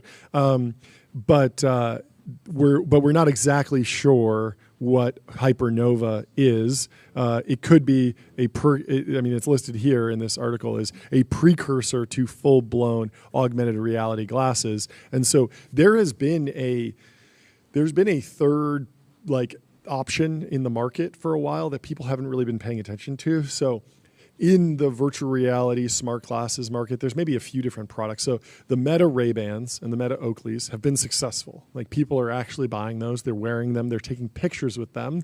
They're also using them as an AirPods replacement, wireless headphones. They use them for music while they're running. They definitely have adoption. It might not be the biggest product of all time yet, but it's definitely working. And so they're scaling that up. Then you have the VR headsets, the Quest, the full virtual reality. There's some pass-through, but in general, people think of that as a virtual reality headset. Of course, first created by Palmer Luckey at Oculus, sold into Meta and Facebook, and now rebranded as the Quest. Yep. The Quest has been selling pretty well, but still probably suffers from churn. We see the chart spike on Christmas where everyone gets a new Quest VR headset because it's a great gift. They try it out, they download the app, they install it, and then they stop using it for a while. I was talking to Tyler about this. We gave him a Quest 3 Pro, Quest 3 Mini, something like that. Quest 3S Xbox Edition. Quest 3S Xbox Edition. He played Call of Duty on it a little bit, played Halo on it. Yeah, for like 2 weeks. And then ultimately churned. Yeah. I'm just not that much of a gamer. Yeah? But you're supposed to be, it's supposed to be an everything device. You're supposed to be able to watch movies in it. You're supposed to be able to code in it. It should, in theory, replace your screen setup. You're supposed to be able to Cluely in it. But the fact that they weren't able to find like a killer use case for someone like you means that they're still in that like hunting for the killer use case phase. Then there are the full augmented reality glasses where you're passing through the reality through glass. You're seeing the real world. That's what we tried. That's what a lot of influencers have tried. Those are very much not ready. The challenge is there's production. What are the technical capabilities of the product, and then what are the experiences available for that product. Yep. And they clearly both need to improve. Totally. In order to get to the point where Tyler, we got to be like pulling the goggles off and being like, Tyler, it's time to come to work. Yeah. So my take when I had the Apple Vision Pro, it was too heavy. It was really expensive and felt like, I would churn for this eventually. So I returned it. But the one thing that I did enjoy was I watched movies in it, and I watched all of Citizen Kane in it from start to finish. And Citizen Kane is a great movie. Do you have a review for us, Tyler? I mean, it's not that long. That's not like a long movie. It is a challenging movie. Like it's not Mission Impossible Dead Reckoning 2. It's not even 2 hours long. The Final Reckoning. It's not Top Gun. It's not just like you sit down and you're just like, wow, this is so engaging. Like it is the type of movie that if you have modern brain rot, you will pull out your phone and be like, let me check Twitter. Like, okay, yeah. for sure. Like it is as close as you can get to like cracking open a book, in my opinion. I could give you movies closer to that. Okay, yeah, something really dense. But it's a slower paced movie. It's something that it's even in like 4:3. So on a modern TV, it's not like going to render. It's like UFC 319, right? I couldn't agree more. Exactly like that. So my takeaway was that like the killer app. Like the rumor was that the person who worked on the Apple Vision Pro was previously at Dolby and had worked on the Dolby immersive cinema project. And so if you wanted to understand like the viewpoint of the team behind the Vision Pro was that it was a home theater on your face that you didn't need to buy an extra room for. And I felt like that was what it delivered on very well, except it was too heavy, too hot, and a little bit too expensive. But the actual killer use case, I felt like it was there because if you love a movie and you throw it on, like the content is solved. Like you can watch a great movie and be like, that was a good movie. And you're letting the movie, we talked about this with Mark Andreessen where I was like, the iPhone was a good phone. And he was like, no, it wasn't, which is maybe a good take. But eventually it was didn't have copy and paste. No, yeah. Well, you're like the Motorola Razr V3 didn't have copy and paste, sure, but it could make reliable phone calls. And so my take was like, it's just worth remembering that it had some extreme shortcomings and it was frustrating to use. Ways. but it was easy to justify pretty quickly as a device that replaced another experience. Whereas it's much harder. It's like the Apple Watch works for those people because they're like, I want to know the time on my wrist. I'm used to wearing a watch. That's easier. It's much harder to be like pendant. Not a lot of people wear pins all the time. a harder the activation energy is higher. So I was always saying that going to making the movie experience really, really strong would be like an obvious but killer app. I don't know if people agree, but Mark Gurman's talking about this in context of the Apple Vision Pro. He says Apple Vision Pro is suffering from a lack of immersive video. Apple has slow-walked the release of immersive video, creating a conundrum for the Vision Pro. The company's AI and smart home roadmaps have come out, but when you get down to the core of the problem, Apple's Vision Pro headset isn't selling well for two reasons. One, its $3,500 price tag and a lack of sufficiently compelling features. There are other issues like a limited array of custom applications, the device's weight, and a cumbersome setup process, but those are less important. Developers are continuing to release apps, and there are now accessories that make the device feel lighter on your face. I got to try those. Apple has also dramatically improved its operating system. The latest version of the Vision Pro software, Vision OS 26, now offers widgets and has been well received, but none of that matters for Apple if people don't buy the Vision Pro. By all accounts, the device remains an extremely niche product. I'd venture to guess Apple has sold well under 1 million units in the US since launching it a year and a half ago. Moreover, the headset just doesn't feel like a priority for Apple. On the company's last earnings call, CEO I wonder how many of those units have been returned. That's a good question. I mean, I would assume if you're quoting sales, you have to not include returns. I wouldn't be surprised if they've still sold. I don't know. You can count sold. That's very sketchy if they include that. Well, no, but he's guessing. I'm just saying. I just wonder what the return rate is. Because didn't you return your? Yeah, I think it was probably like 50%. They probably sold 2 million. They wound up like leaving 1 million out in the market, basically. I mean, they have so many Apple stores, and it's such a device, and you know, it's such a moment. Like it took over the timeline. It was the current thing for like 3 days. People were talking about it. A lot of people tested it out. A lot of people kept them. A lot of people have the disposable income. But yeah, 1 million does even seem high. Yeah, this is interesting. So Gurman says, moreover, the headset just doesn't feel like a priority to Apple. On the company's last earnings call, CEO Tim Cook almost seemed surprised when a Wall Street analyst quizzed him about the device and the company's strategy. Thanks for bringing it up, he said before delving. Mark Gurman is delving. Interesting. Before delving into new software features and asserting that it's an area we really believe in. So Gurman says, in the near term, Apple isn't going to dramatically improve the Vision Pro. The next version coming as soon as this year will mostly just get a faster chip. That's a necessary upgrade. The current M2 chip is outdated for such a processor-intensive device, but it's not going to change the way that people think about the Vision Pro. The bigger upgrade is coming in 2027 when Apple will release a model that is both cheaper and lighter, he's reported, but that's a long time to wait, and there's a risk that the category simply dies out by then. I think that I know a lot of developers that were super excited to capitalize on the release of Vision Pro. They had all this energy and excitement around getting access to the product, starting to build applications for it, and I don't know that any of them are still building for the product, which is a problem. It's sort of like chicken and egg problem. Apple, so he provides a couple examples of like how little immersive video Apple has really released. Apple is still featuring a highlight reel shot in immersive video of the NBA All-Star Game from 2025. To be clear, from 2024. To be clear, the 2025 All-Star Game, played a year after the one Apple is showcasing, took place 6 months ago, and there's no immersive vision on the Vision Pro. Like you would assume, they shouldn't have just said, "Hey, let's go shoot one immersive video of the All-Star Game." It's like, what is our NBA strategy? What is our immersive video schedule? Yeah, and what is our strategy to get 1% more content onto this device every single day forever? Yeah, or just have a big release every Friday. Yeah. Like you sold a $3,500 device to a million-ish people. Yes. You should probably figure out how to deliver them content that makes it valuable. If you look at the number of minutes that are being uploaded to YouTube every day, like that number has probably been increasing every day since they started the company, basically. Like it's just slightly more every single day. Sure, they probably have a few down days, but in general, like social networks, the amount of content on them should be growing every single day. Yeah. Any sort of media device. I'm sure Netflix is not like, oh yeah, like, you know, next year we're going to have less content on Netflix. That would be insane. So apparently the immersive content shoots are extraordinarily expensive and resource intensive. So that is crazy because I looked into how expensive it is to shoot an immersive video, and I feel like it's actually not that expensive.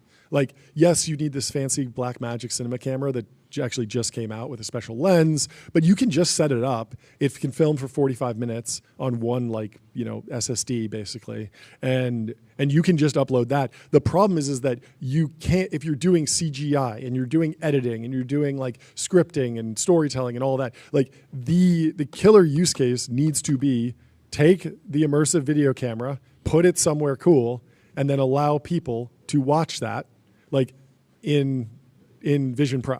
And that needs to be it. And so this was Ben Thompson's take. It feels like there's so much that they could do. You could take immersive video behind the scenes for the F1 movie. Yes. And make that available to people. Yes. It's like you can buy this, you can watch F1, you can watch behind the scenes with the actors, producers, directors. There's just a lot that they could do, but I think there needs to be something for users to really look forward to if they're going to invest in this device. And right now, it doesn't. Really the other thing is like they should have. I feel like they should have done more. Like there was a little bit of like revealed preference in the fact that when you open up the Vision Pro, the app that's in the top left corner, like the first app, if you are reading left to right like a book, is the Apple TV app. Like it's very much like you should go watch a movie right now. You should click on this. And then there's some other stuff, but mainly it feels like they're pushing that. But they should have done more to really make it like a movie watching environment, something that people really focusing on that and narrowing instead of trying to do like 7 different things. Is it for gaming? Is it for like educational content? Is it for this prehistoric planet thing and these like dinosaur stuff or games or collaboration? They had FaceTime in there. They just like threw a lot in there, and I feel like none of them were breakout instead of just like chopping it down and being like, okay, like this is going to be the best place to watch an IMAX movie in 3D, and so like you should get one of these specifically for this. I don't know, maybe it won't even work if they pull that off, but it'll be interesting because Meta is going to fire back, and it will be so there'll be a small screen for mini apps and alerts in the right on the right lens, and the spectacles can be controlled via the neural wrist accessory. So think about it like Meta Ray-Bans plus Google Glass, basically. So you have to look up here and you can see notifications. You can see a little bit. There's a different set of companies that are building basically movie theater watching glasses. So it's just a big screen. It's not VR, AR. It's not positionally mounted. It's just a screen on your face at a much lower price. I haven't tried them. I don't think that they're fully there in terms of resolution. A lot of this is just like waiting around for the screen in the Apple Vision Pro to commoditize to the point where other companies can start taking that same screen and putting it in other stuff, giving like actually doing all the testing, and then Apple will ultimately like take that back. Thank you. Yeah, because like I'm pretty sure like the multi-touch screens, like those were out there in other, like the technology existed in other phones, but it just was poorly implemented, and Apple was able to come in and do like the virtual, the vertical integration. We have 8sleep.com. There you go. Pod 5 Ultra, get a 5-year warranty, 30-night risk-free trial, free returns, free shipping. Decent night, 79. Yeah, I think I'm around there too. Not my best. I'm building back up. Building back up. I'm in a bit of a 7 hours, 12 minutes. 86. Okay. Not bad. 8 Good work, hours. John. I did well. Good work. I'm feeling good. Will Manitis says, if you're a young person interested in weird things, basically the only good advice is you should be 1,000 times more commercial. Someone will get very rich by monetizing the things you find out. There's no reason that person shouldn't be you. Wholeheartedly agree. I think oftentimes if you're going down weird rabbit holes, whether that's in technology or something like health, you can often feel like you're late to something. I'll give an example here. I started supplementing magnesium pretty heavily in college and continued post-college. This was like I graduated in 2018, and I thought that everyone knew that taking magnesium was smart and good, and basically, I mean, I don't know if you're aware, but our food used to have a lot more magnesium that just likely due to soil health and soil degradation, and since and lobbying by the magnesium supplement industry, big mag. Big magnesium. No, but anyways, so soil's degraded. There's a lot less magnesium in your food, and basically everybody should be supplementing it to some degree, not health advice, but that was my personal takeaway. And I ended up, thought there was an opportunity to build a business around magnesium supplementation. I didn't do anything about it. And I think like 5 years later, a friend of mine started a magnesium focused company and like quickly got it to an 8-figure run rate. It's going to be a big company. And so if you're interested in these various weird niches, corners, I think that there's oftentimes like, massive opportunity there. And if you think you're late, there's a good chance you might actually be early. Yep. Good point. Is your friend with the big magnesium company running billboard ads? Should be. We should give him a call. Tell him to get on adquick.com. Out-of-home advertising made easy and measurable. Say goodbye to the headaches of out-of-home advertising. Only AdQuick combines technology, out-of-home expertise, and data to enable efficient, seamless ad buying across the globe. Let's play. We have Noor Siddiqui calling in just 5 minutes. Let's play the video. She was recently on the Ross Douthat podcast for the New York Times. And I want to, this sets a good stage for some of the debate that was happening on the timeline over the weekend. So let's hear from Ross. You are excited about a world in which lots and lots more babies than is the case right now are born from laboratory fertilization. And I'm just curious if you think, allowing that this might be desirable in certain cases, if a world where this became the norm would be losing something that is very fundamental to human beings and human families and human relationships. And that's the relationship between sex and procreation, between you and your husband having sex, and the future generations that come into being. And I'm going to take the podcaster's privilege. I apologize for this, but I'm going to read you a piece of a poem. I've never heard it's by a poet named Galway before. Kinnell. And the poem is called After Making Love, We Hear Footsteps. And the idea is sort of contained in the title, that the husband and wife make love, and it wakes up their child, and the child comes and gets in bed with them. And Kinnell writes, in the half-darkness we look at each other and smile and touch arms across this little startlingly muscled body, this one whom habit of memory propels to the ground of his making. Sleeper only the mortal sounds can sing awake. This blessing love gives again into our arms. Sorry.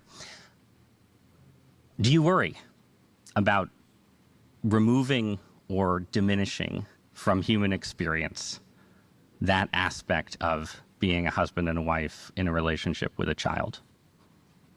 What do you mean? Yeah, they kind of clipped her out of context there. Should we play the full answer first? Because when you stop it there, it makes it look really bad. But he actually clarifies, and then she gives a much longer answer that we should play. We can pull that up. Here we go. In a future where orchid technology becomes a norm, the feeling that poet is expressing, where a man and a woman make love, and by making love, they bring... But most people who get a baby, it is linked inextricably to having sex with your spouse. And you're saying it's time to sever that for the sake, I concede, of potential medical benefits. I'm just saying, I think pretty clearly something that like poets write about would go away.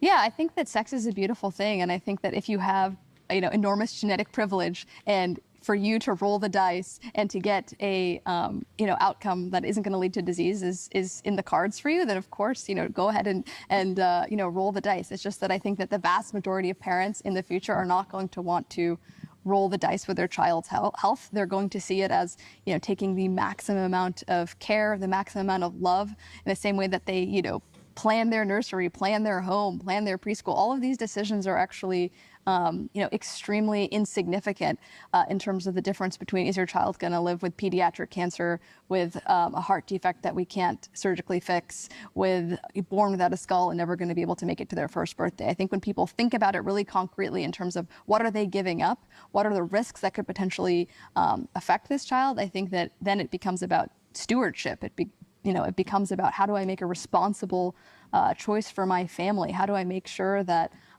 my child doesn't have to suffer in the same way that I do, in the same way that my sibling does, in the same way that, my parent that I'm a caregiver for does. So, I think sex is obviously a very beautiful thing. It's a very profound part of the human experience, but I think that it's, I think it's, denigrating and dismissive to IVF parents and to IVF babies to say that somehow, science babies are, inferior to babies that are, made the old-fashioned way. I mean, every human life is equally valid, and I think, no parent who chooses to take the maximum amount of love and care and information going into that decision should be, stigmatized in any way. I think it's their personal choice, and I think freedom and choice is what makes America a great place to live and to be.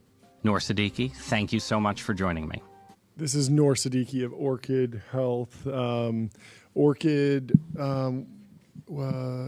they do whole genome screening for embryo selection, and so there's obviously a whole battery of tests that a lot of people do when they're having kids. Usually this happens in the first trimester, right? So, but there is some risk to doing those types of tests, I believe, where in a very small amount of cases, something can go wrong because you're basically like scraping cells out of the baby, I think, like at that point. And that's like, because you have to get the DNA to actually run the test. And that can actually cause problems, but it's so low that the benefit of being able to catch That's crazy. I never knew that.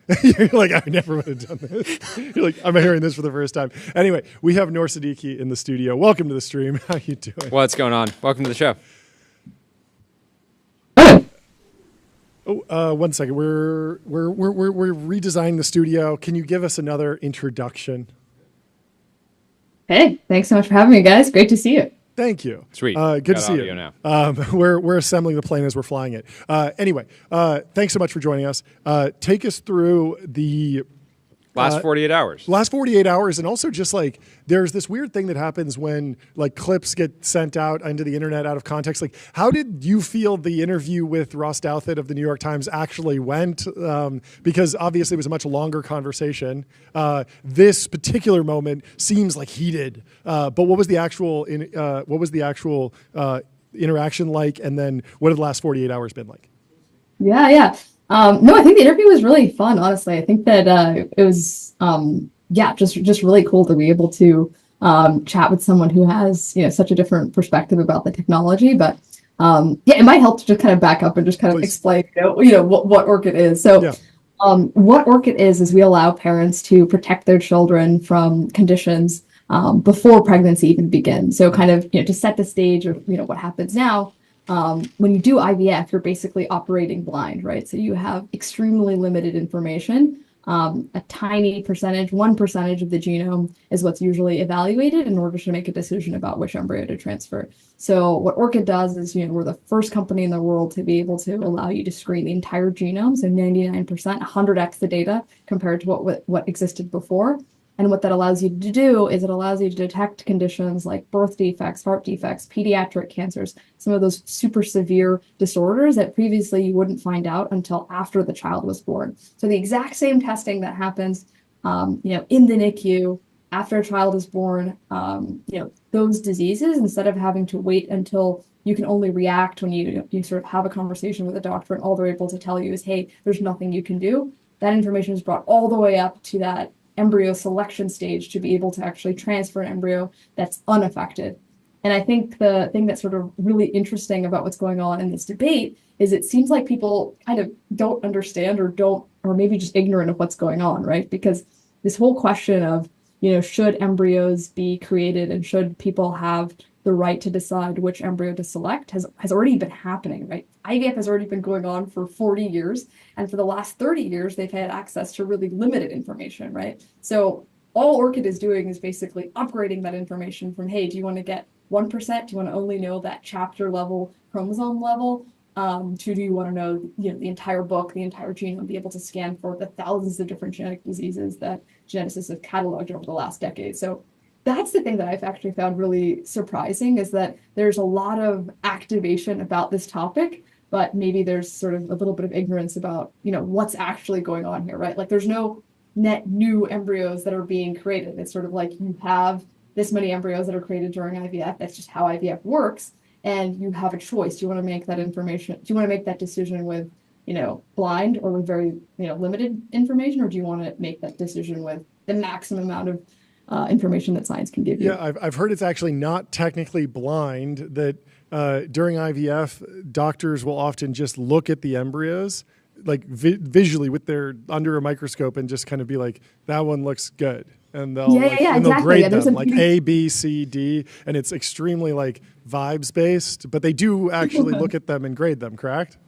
Yeah. It's kind of a beauty contest. It's called morphology, but it's a little bit tricky because they've done a lot of studies where there's if you basically flip the images, then an embryologist might grade them differently. So morphology, it's useful, but it's not kind of necessarily the most reliable. And I think the other piece of the debate that I think is really missing is that you kind of mentioned testing that happens during pregnancy, right? So again, when you test during pregnancy at maybe 10 weeks, the amount of information that you have there is again super limited, right? So you might be able to screen for something like Down syndrome. Down syndrome is the technical term for it is trisomy 21. You have 3 pairs of chromosome 21. It's actually not a lethal condition, right? It's survivable. And right now, all across the country in the US and all across the world, you can get that information at 10 weeks, right? And right now, women are in this, at this point where the only option that they have is either to terminate that pregnancy or to have an affected child, right? So if you're in that camp that is against abortion, then you should actually support Orchid and embryo screening because it obviates the need for that termination to ever happen, right? Because you only transfer the embryo that's unaffected. So that's the other piece of it that I thought was really surprising is that, maybe people don't realize that, genetic testing on a very limited basis is already happening and terminations are already happening on the basis of, non-lethal conditions, right? Versus what Orchid's doing is looking at situations that are much more severe than that, right? So, over 20% of infants die due to genetic causes, right? If you look at babies that are in the NICU, that unfortunately don't make it, they've sequenced them and they found that at least 20% of infant deaths are due to genetic disease, right? So I think it's insane to tell parents who are doing IVF that they shouldn't scan for, lethal disorders when, we're already doing, elective terminations for totally non-medical reasons, right? Just because people, don't want to have a pregnancy at a specific time or for, a specific medical reason, right? Much later than, an embryo that's 5 days old. So I don't know. I think that's something that I found kind of interesting is that back to like Ross's core point. The way I took it was like it's pretty easy to make like a utilitarian argument that this is a net good and this trend, not even Orchid specifically, but like this general trend of IVF is a net good because it results in like less suffering. But his point was that there is a downside and I'm wondering if you debate that point or if you say, yes, there is a downside. We are losing something that poets write about, but it's worth it. Because I could make this argument about basically everything, like space travel. It's gonna SpaceX is gonna wind up killing some birds. Another way to look at it is like if somebody is the water used in data centers. I'm okay. I think that's a good use of water. There's a million reasons where I'm okay with trade-offs. Yeah, I mean, I think if somebody just watched that short clip and the clip was so brutal to fullness of the interview, they might not pick up that. I think it'd be insane if somebody's doing IVF and they're not using Orchid, right? Because if you're already going through this process and then you're saying, well, I don't. I'll just let the doctor kind of like do a vibes-based analysis of the embryos, and he'll just pick, a beauty contest as you described it. Seems like an obvious decision if you're going through that process to leverage the max amount of data that you can have. Totally. But then I think a lot of people were being triggered about this broader idea of like what would we lose if every baby that's Ross's question is like if there's a future where being able to do more genetic testing pushes more people towards IVF, do we lose something? Do you agree with that? Do you debate with that? Do you think that it's worth it? Yeah.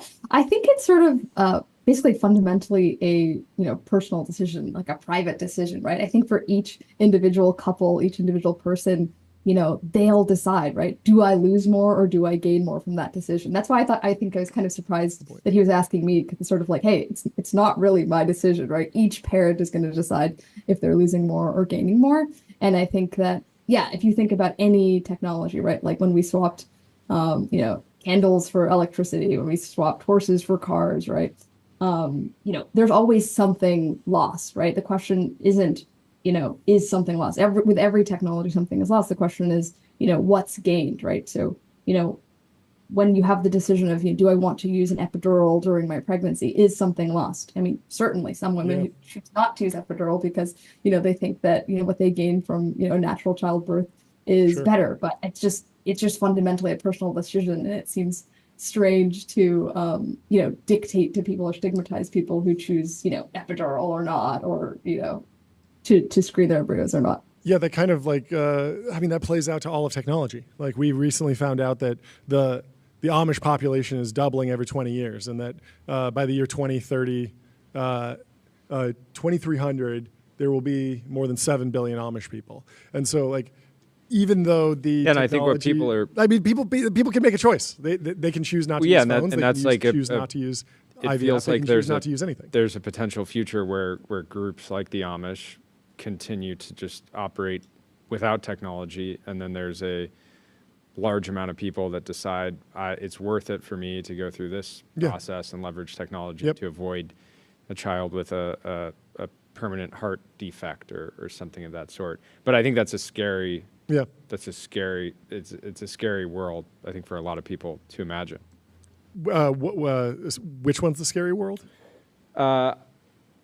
I think a lot of people that it's easy for parents that have gone and had a healthy child through the natural process to think about a scenario where humanity no longer experiences that at scale. And then the other side of that is parents that have had a child with some type of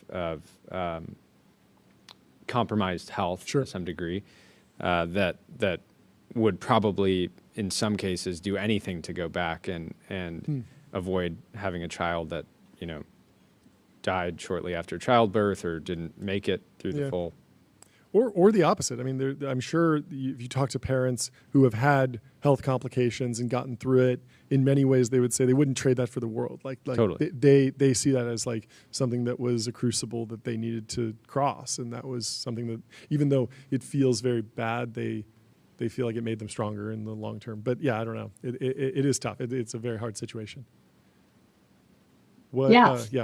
Sorry, continue. Oh, yeah. I mean, I just think that it's just a super private decision, right? I just think it seems super strange for people to be, trying to push their ideology on other people. I think it's just there's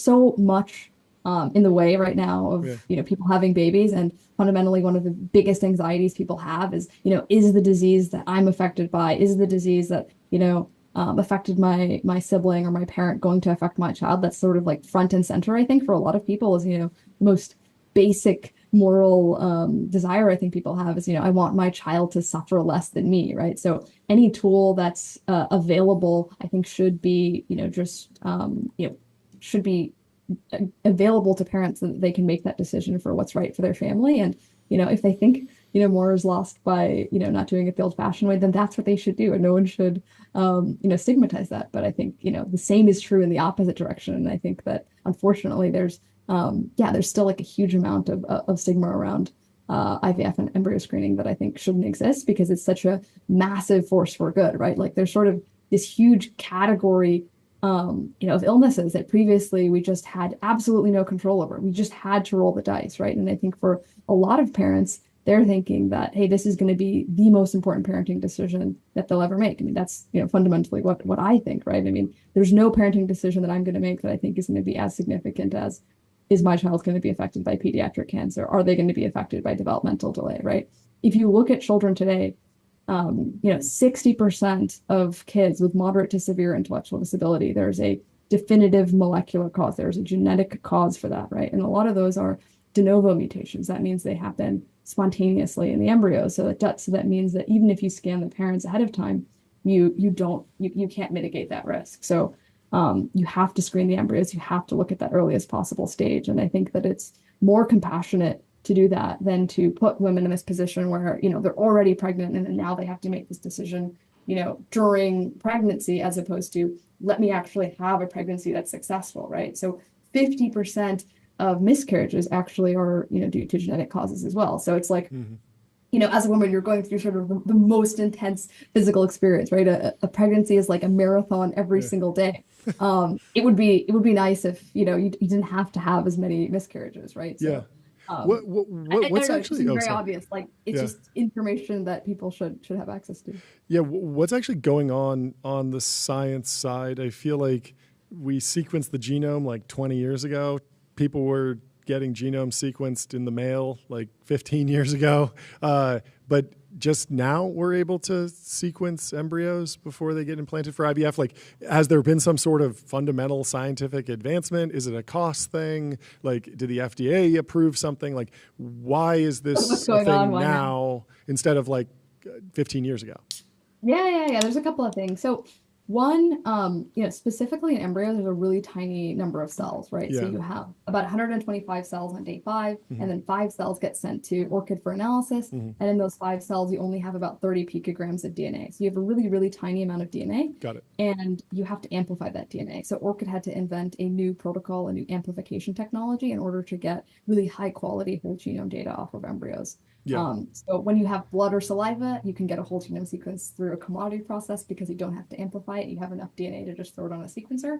So that's one piece of the puzzle. And that's like the shotgun sequencing that 23andMe does, where they're just kind of like taking the average DNA that they're seeing in a bunch of different saliva, and they have so much volume that they can like piece it together. No. So basically, 23andMe is a saliva-based test, right? Yeah. So when you have saliva or blood, so where's the DNA? The DNA is in the nucleus, right? So if you have saliva or blood, you have a ton of cells, right? Yeah. Millions of cells. So you don't have to amplify the DNA, right? Wow. You just have enough DNA in the saliva or in the blood to just do it straight up. Yep. And then the other thing is that 23andMe does not do whole genome. They do something called an array. So an array is just a subset of the whole genome. So instead of looking at 3 billion letters, you're looking at like maybe 500,000 letters. So it's, again, that sort of far less than 1% number. So if you look at a tiny fraction of the whole genome, you just can't scan for all the diseases. So basically one piece of it is just, can you read the data off of an embryo, right? So Orchid were the first to be able to do that. And the second is, what can you actually tell when you have the whole genome? So that's, sort of the collective genetics and scientific community has worked on that over the last 2 decades to be able to catalog these thousands of different genetic diseases, right? We didn't used to know what is the genetic basis of lots of different heart defects. We didn't know before the genetic basis of syndromic forms of some of the most severe forms of autism, right? We had to actually catalog that by sequencing millions of people over the last decade or two. So part of that is, it's the first time you can actually read the data at that super early embryo stage, and the second is, what is the actual things that are going to be clinically meaningful to parents during that stage? So, and then sort of the third part of that is, what models can you use to be able to predict and quantify risk for not just those binary yes or no, is that embryo affected or unaffected by a specific genetic disease, but can you actually quantify genetic susceptibility for conditions where it's not just a binary yes or no? That's kind of like the polygenic side of it. So there's sort of 3 different things that are kind of coming together to make embryo screening. Yeah, so the science kind of advanced. What's going on the FDA side? Do you have approval? Do you need approval? Like, is it a different pathway than kind of the traditional like pharma drug pathway that we're familiar with from, cancer drugs? Phase 1, phase 2, phase 3? So the way the FDA regulates all testing, not just embryo testing, is through something called LDTs, so laboratory developed tests. Sure. So there's basically 2 different agencies. One is called CLIA, one is called CAP. They operate at the federal and state level, and they come and inspect our lab and make sure that all the machines work and all the analysis that we're doing is correct. So there's sort of these independent audits that happen at the basically at the state and federal level annually. Interesting. So it's more like an ongoing process than like you get approved and then you have a patent and then 10 years later there's like a copycat knockoff product that's like the generic version. It's a very different pathway. So sort of, I guess there's a couple of different things, right? So the patent on the amplification technology is sort of separate from the FDA. But the regulatory environment is that laboratory developed tests are regulated via LDTs, which means CLIA and CAP, these two different agencies actually come and examine labs at a physical level and at an analytical level, right? They come and, verify that there's something called like proficiency testing, right? So they basically send you DNA sequences and they test you and they say, hey, did you, call this correctly or incorrectly, right? So they sort of, blind you to the results. And that's kind of the process for actually validating genetic tests, right? So Orchid is a genetic test on embryos, and there's sort of a larger framework, which is how do you validate genetic testing on, blood or saliva or any other sample type, if that makes sense. Got it. Anything else, Jordy? No, I think it's such a personal technology. It's like the most businesses do not have, as they're growing and marketing their product, service, technology, there's, I think, few products on Earth that would be potentially more controversial, where one person might see Orchid and be massively relieved and, immediately reach out and want to learn more. And then another person would probably send you a very nasty DM. But I think it's, I think, it's not even, I don't even feel like somebody that traditionally comments on business, having had 2 kids going through, that process as a family. I think there's so many decisions along the way that are just deeply personal that should be made within the family unit. And I think, whether somebody decides to use something like this or not should be, again, like everyone should just make their own decision. You shouldn't listen to a podcast to get advice. Have 2, 3, 4 kids the old way, have 2, 3, 4 kids with Orchid, see how each plays out. Then you can judge the company. A/B test. Just A/B test it. Or run a Gattaca experiment. Have one the old-fashioned way, have one superhuman, and then see who can swim the farthest. I know you haven't seen Gattaca. It's a great movie. Anyway, thank you so much for stopping by, Noor. Yeah, thanks for having me, guys. We'll have a good one. Soon. Bye. Cheers. Bye. Bye. You really haven't seen Gattaca? That's so insane. Have you seen Gattaca, Tyler? I've not. You haven't seen Gattaca? Has anyone here seen Gattaca? John, you need to create a John's movie club. I do. I need to get Seriously. more people watching. It's a fantastic movie. The plot is basically that in the future, you can design the perfect embryo, and so that there are 2 brothers that are born. One, like the old-fashioned way, the family leaves it up to chance, and with the other brother, they do like the perfect like genes, like everything. And so one of them has a ton of like no like crazy disabilities, but just like isn't gifted athletically, doesn't have the right like like musculature, all those different things, and like the superhuman one is like totally ready to go to space and join like the most elite group, and he's getting genetically screened, but like the brother who is I think played by Ethan Hawke, who doesn't have the advantages, like uses the sheer indomitable human will to like overcome everything, like fake his way into this elite group and ultimately like succeed.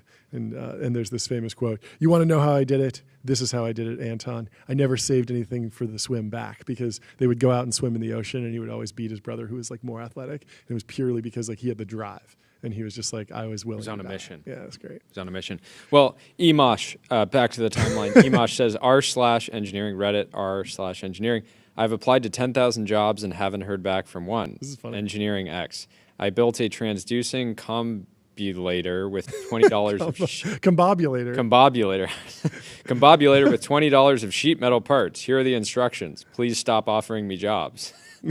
Incredibly real. If you build almost anything on X, you'll probably start getting job offers. So yeah, real alpha there.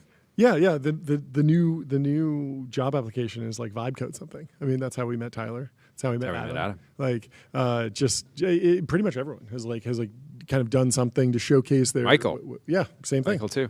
Just like what we've done and what they want to do, and I think people are really receptive to that. You probably need to go kind of up the chain, but that's where people like the founders are hanging out on X, and you'll get flooded with DMs. Well, Gothamist is saying, call it a comeback. Manhattan foot traffic finally tops pre-pandemic times. Let's hear it for Manhattan foot traffic. The first time since the city. So yeah. Did you notice a lot of foot traffic when we were in New York? It seemed like a moderate amount. I don't know. I don't know. It's hard to tell in summer, and it just depends on the neighborhood. Yeah, I guess. Well, Rune says, if you're walking around Manhattan, you need a hitter on your wrist. Go to getbezel.com. Your bezel concierge is available now to source you any watch on the planet. Seriously, any watch. There's been enough robberies that maybe you want to leave the hitters. Oh yeah, maybe you don't want at to wear home. a hitter. Keep it in the watch box. Keep it in the watch winder. Keep it wound. My and brother, then save it for the Hamptons. Brother-in-law. Yeah, rough. Had a tragic incident. Rune says George Hotz tried to fix Twitter search and decided it would be easier to take down NVIDIA. Search is the hardest thing. I didn't know that George Hotz was at Twitter. He joined X post Elon buyout. Oh, he was an really? intern for That's like hilarious. a few days, came in and was like, what do you guys want me to pitch? Let me work on search, and kind of realized that like it is a truly massive system, and there are some that like it is a big company. And I think that X has obviously evolved a ton. There's been a ton of change of leadership, but even under Elon, it didn't happen overnight. Why, Tyler, do you know why search is so difficult? Why is it so intractable? Is it just consumer preference? A scale issue, like there's just so much stuff.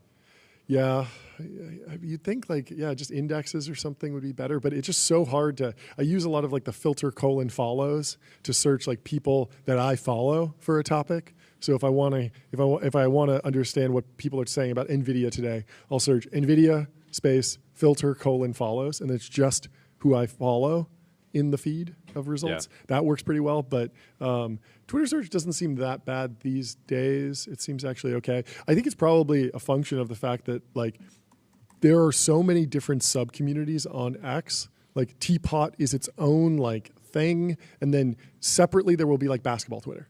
And these two areas will almost never collide, and they're like these separate loose clusters that have very little overlap. They're absolutely beautiful. It's beautiful. It's beautiful. Every once in a while. I mean, I think we literally did collide when we put up the traded post from Meta Superintelligence hiring an AI researcher, because that definitely hit with the sports fans as well. Tyler, you got something? Yeah, I still see that post on Instagram sometimes. Sometimes. Somebody put it on Instagram and got like 5 million views or something. Like it rips no matter where it goes. There's some combination of like that guy, his name, Meta Superintelligence, poached is just so good. It was very, very funny. Anyway, Book of Wander. Find your happy place. Find your happy place. Book of Wander with inspiring views, hotel-grade amenities, dreamy beds, top-tier cleaning, 24/7 concierge service. It's a vacation home, but better, folks. Defense Analyses and Research Corporation says we need a Teal Fellow-style program that works to identify the next generation of talented private military contractor operators. Who's going to be the next Zoomer Eric Prince? The oldest members of Gen Z are 28 years old. Yep.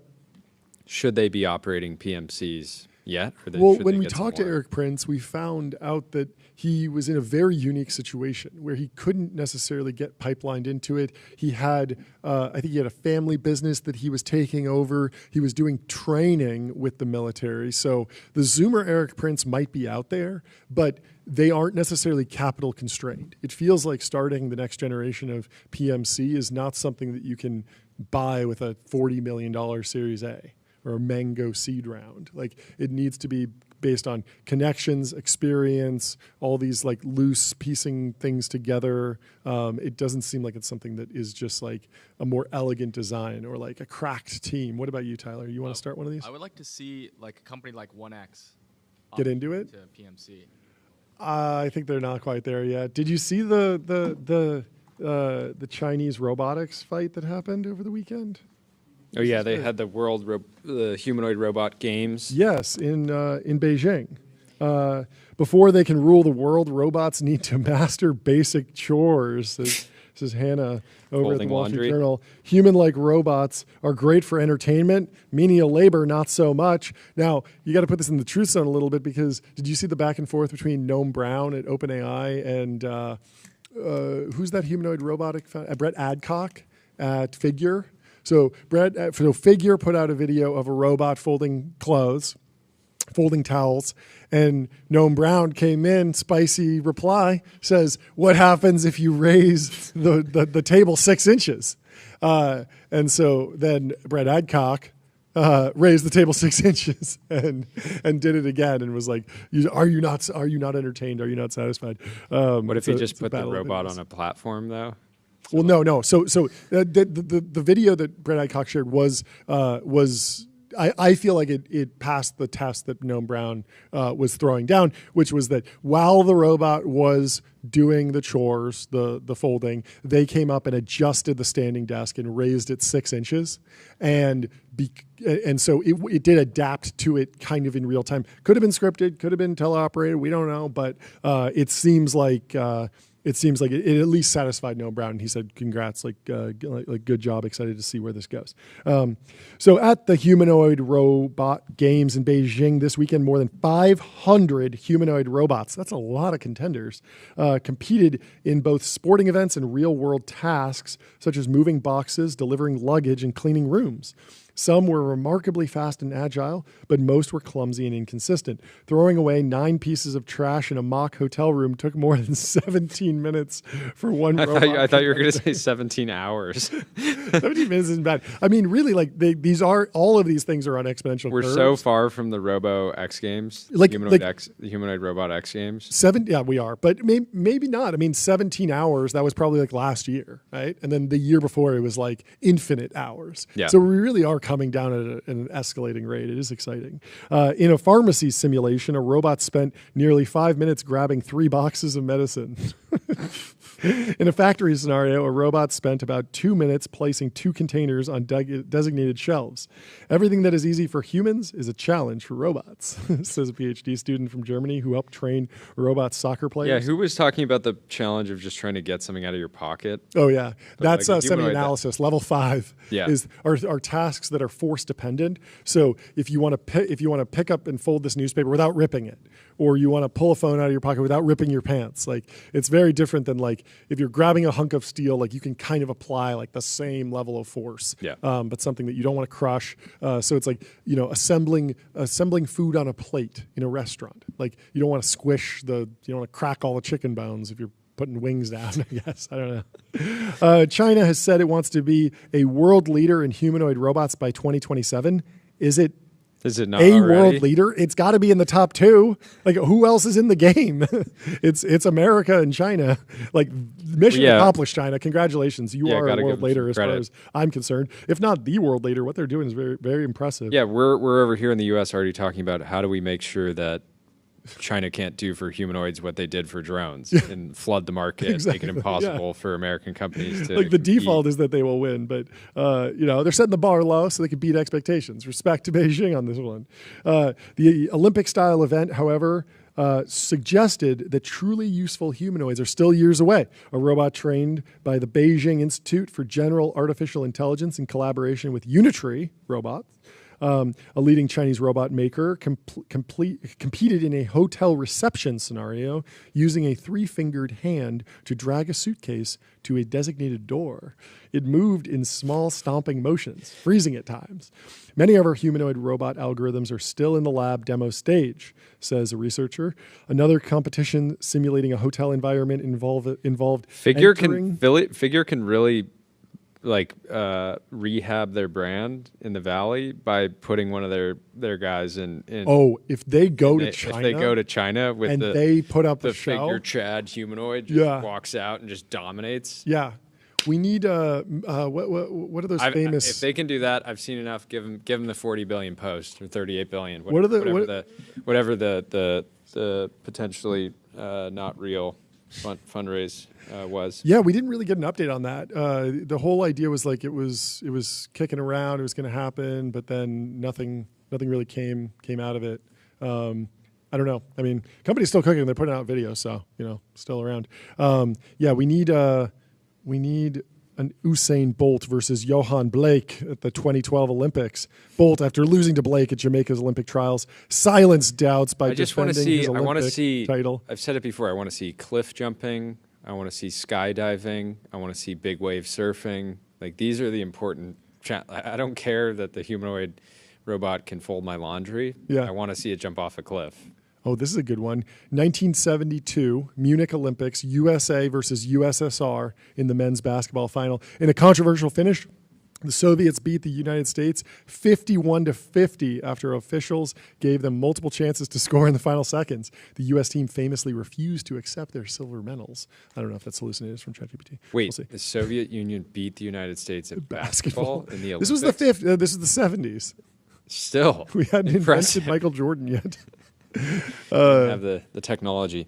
No. You know what we need? Do you know the story of Nancy Kerrigan versus Tanya Harding? 1994 Olympics. So Kerrigan was attacked weeks before the games in a plot linked to Harding's ex-husband. The showdown captivated the world. Kerrigan won silver. Harding placed 8th, and the scandal became one of the most infamous Olympic stories. I think Tanya Harding got her ex-husband to whack Nancy Kerrigan in the knee with like a pole to injure her so that she could beat her because they had a fierce rivalry. So that's what that's Brett Adcock's real like play. He goes over to the Unitree and just or like electrical interference. I mean, just have one of the humanoids do it and be like, it was a bug. Yeah, maybe it was a bug. Oh yeah. It just spazzed out. No worries. Yeah, they do these things all the time. Everybody's seen the videos at these points of I have to issue a correction on the kid testing. So the testing that happens in the first stage of in the first trimester, you don't actually touch the baby. You test on the blood and the placenta, so it's much lower risk.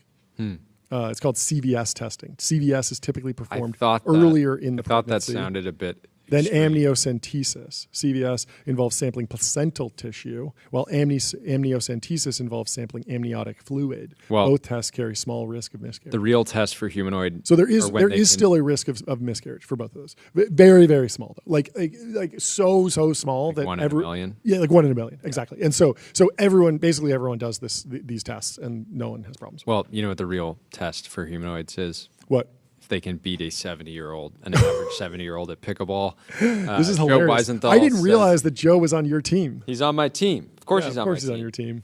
Joe says, look, I'm done hating on pickleball. Live and let live. But hard for me to take seriously any sport where 70-year-olds can beat 20-year-olds. And Trace Cohen is responding earlier saying, it's a lot of fun for all ages. So you can see 70-year-olds beating 20-year-olds, which almost no other sport can do. I gotta side with Joe here. I'll take the other side of this. I'll take the other side of this. Hard to take seriously. Take it seriously from a financial perspective. One pickleball court is 1/4 the size of a tennis court. So if you own a tennis court, you can put 4 pickleball courts on the tennis court. Okay, 4x your earnings. Put your money where your mouth is. If Soho House has 1 tennis court, they could take 20% of your liquid assets and rotate them into various pickleball bets. If you're so bullish, John, why don't you invest in a pickleball team? Okay, well, I will consult the pickleball expert, Tyler Cosgrove, over there. Okay. How you doing? All right, I wouldn't say pickleball expert, but okay, Jordy, do you think golf is a sport? Because in golf, you could easily see a 70-year-old beat a 20-year-old. Yeah, Donald Trump. He's gonna. I'm not saying. I just mostly don't like. I'm just saying I don't like watching it. Don't put it on the TV. Don't put it on my neighborhood's court. Okay. And don't put Nick over there. I see you smiling. Nick was trying to put the TBPN logo on a pickleball paddle. I said absolutely not. Yeah. Absolutely not. Tyler, when you play pickleball, do you wear flip-flops? I was road testing. I didn't just fully send it, but I'm thinking of a nickname for Tyler. Just call him Flip Flops. Because if you haven't been following, why not just Flops? Flip Flops over here has been doing the full Murph every week in flip flops, which I think I have to make it harder for myself. Hilarious and iconic. Just running in flip flops is. He said the reason he gave me was like, stuff. I don't have another pair of shoes. And I'm like, you have a MetaQuest 3S Xbox edition sitting in a box that you could easily put on eBay and trade for a pair of shoes. You have no excuses. I should trade it up to a house. Except the fact that it does give you insane aura. Because doing a full hero wad weekly in flip-flops is it's a good move. Yeah, you must have an insane callus where we're like in between the... Totally. Yeah, rainbows, they're worn in. I want to think about that. Let's change the subject. Anyway. Dylan Field says Benjamin Franklin's routine is goals. And yes. The good morning questions. What good shall I do this day? Rise, wash, and address powerful goodness. contrive day's business and take the resolution of the day. What does that say? Prosecute the present study. And breakfast. And then from 8 to 12. 11 work. Or to noon, yeah. At noon, read and overlook my accounts and dine. It's a 2-hour lunch. I love it. Insane. And then 2 to 5.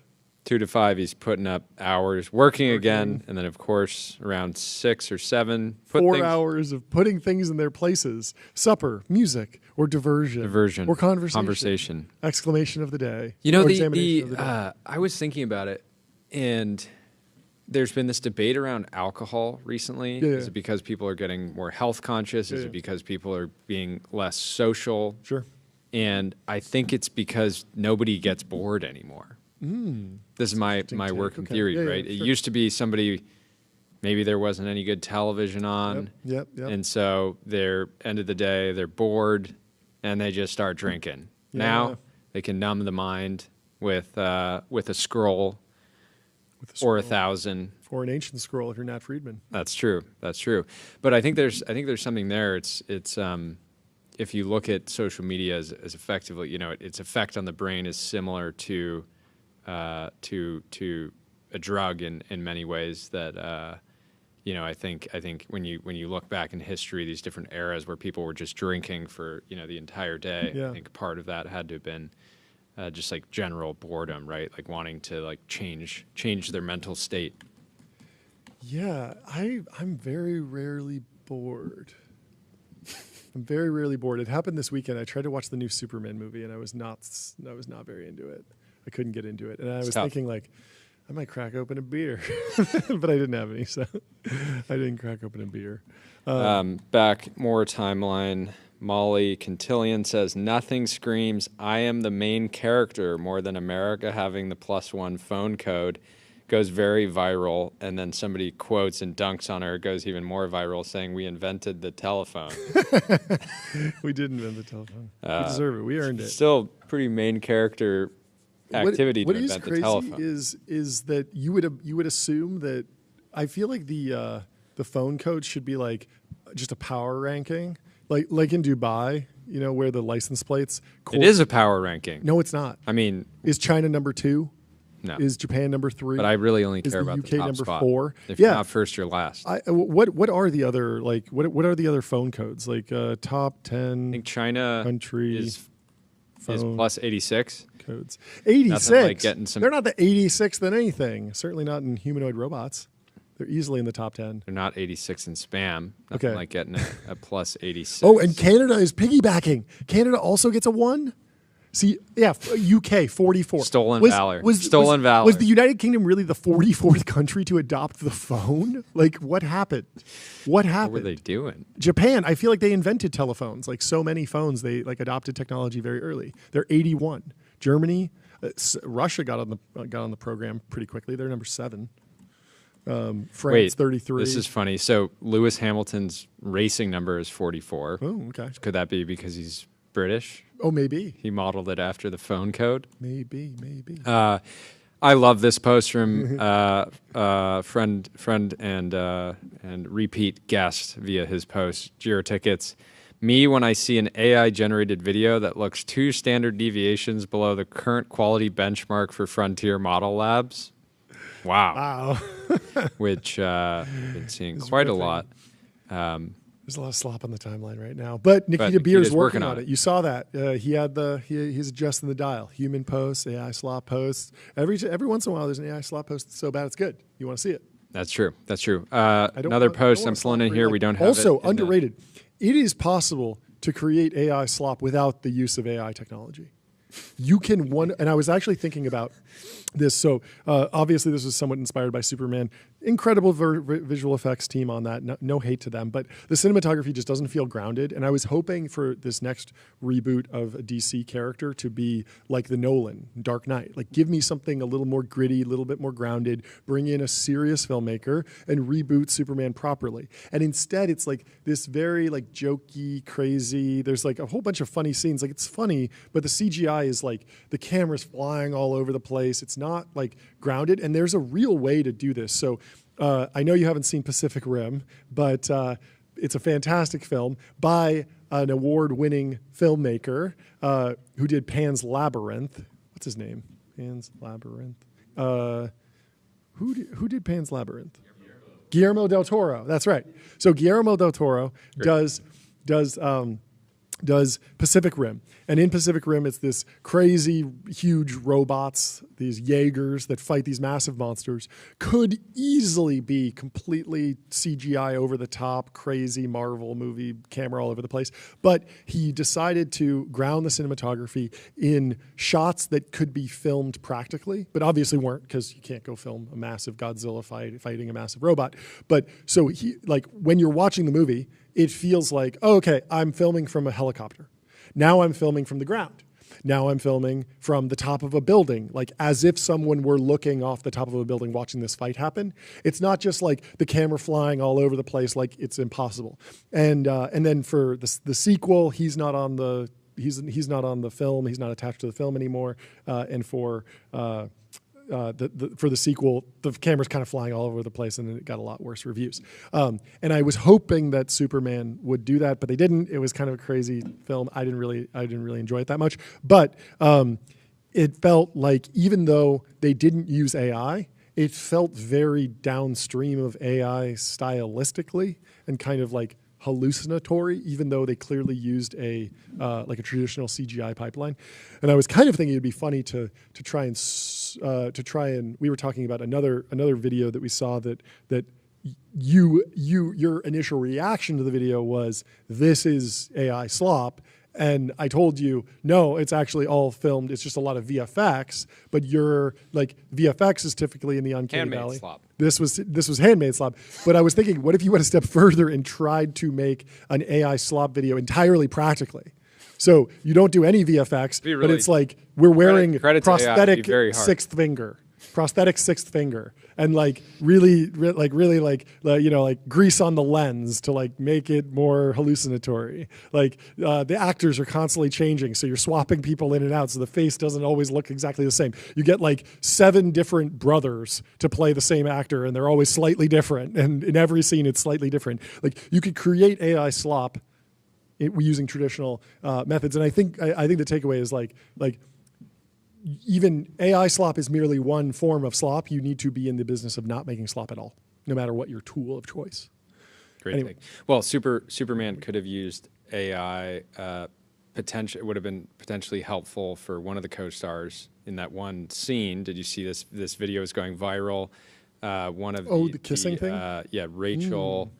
Brosnahan, the director calls cut. She keeps going in. Maybe she was just in character, but it's a funny outtake. How did that outtake leak? That's a crazy behind the scenes video to like put out on the internet. Do you think that's viral marketing? Do you think it's intentional? Do you think everyone's bought in? Because sometimes like the didn't seem like Rachel's husband was that bought in. Sometimes the production team will be like, that was amazing, I'm like offloading this footage. But you can get in a lot of trouble for that.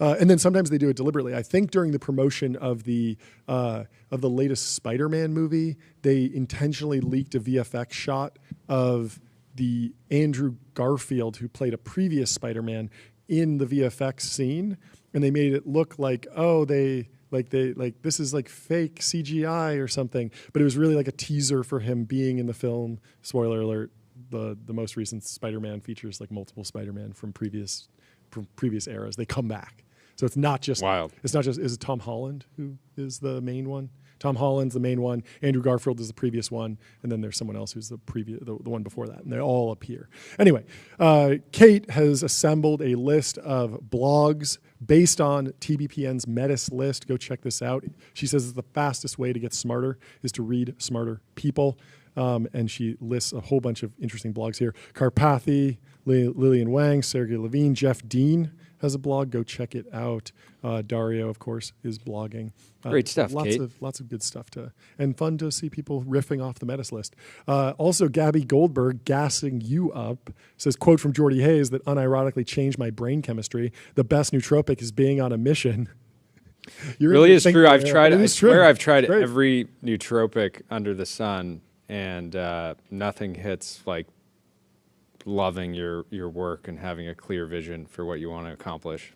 Yeah, this is kind of a... There's like a lot of people that are out there, and I've been this person before, where you're searching for this like hack to get yourself to be focused, have that drive day to day. And you can't, it's almost impossible to, that you can briefly hack it, right? You know, people that take Adderall when they have an exam coming up, right? You can kind of force it, but it's still forced.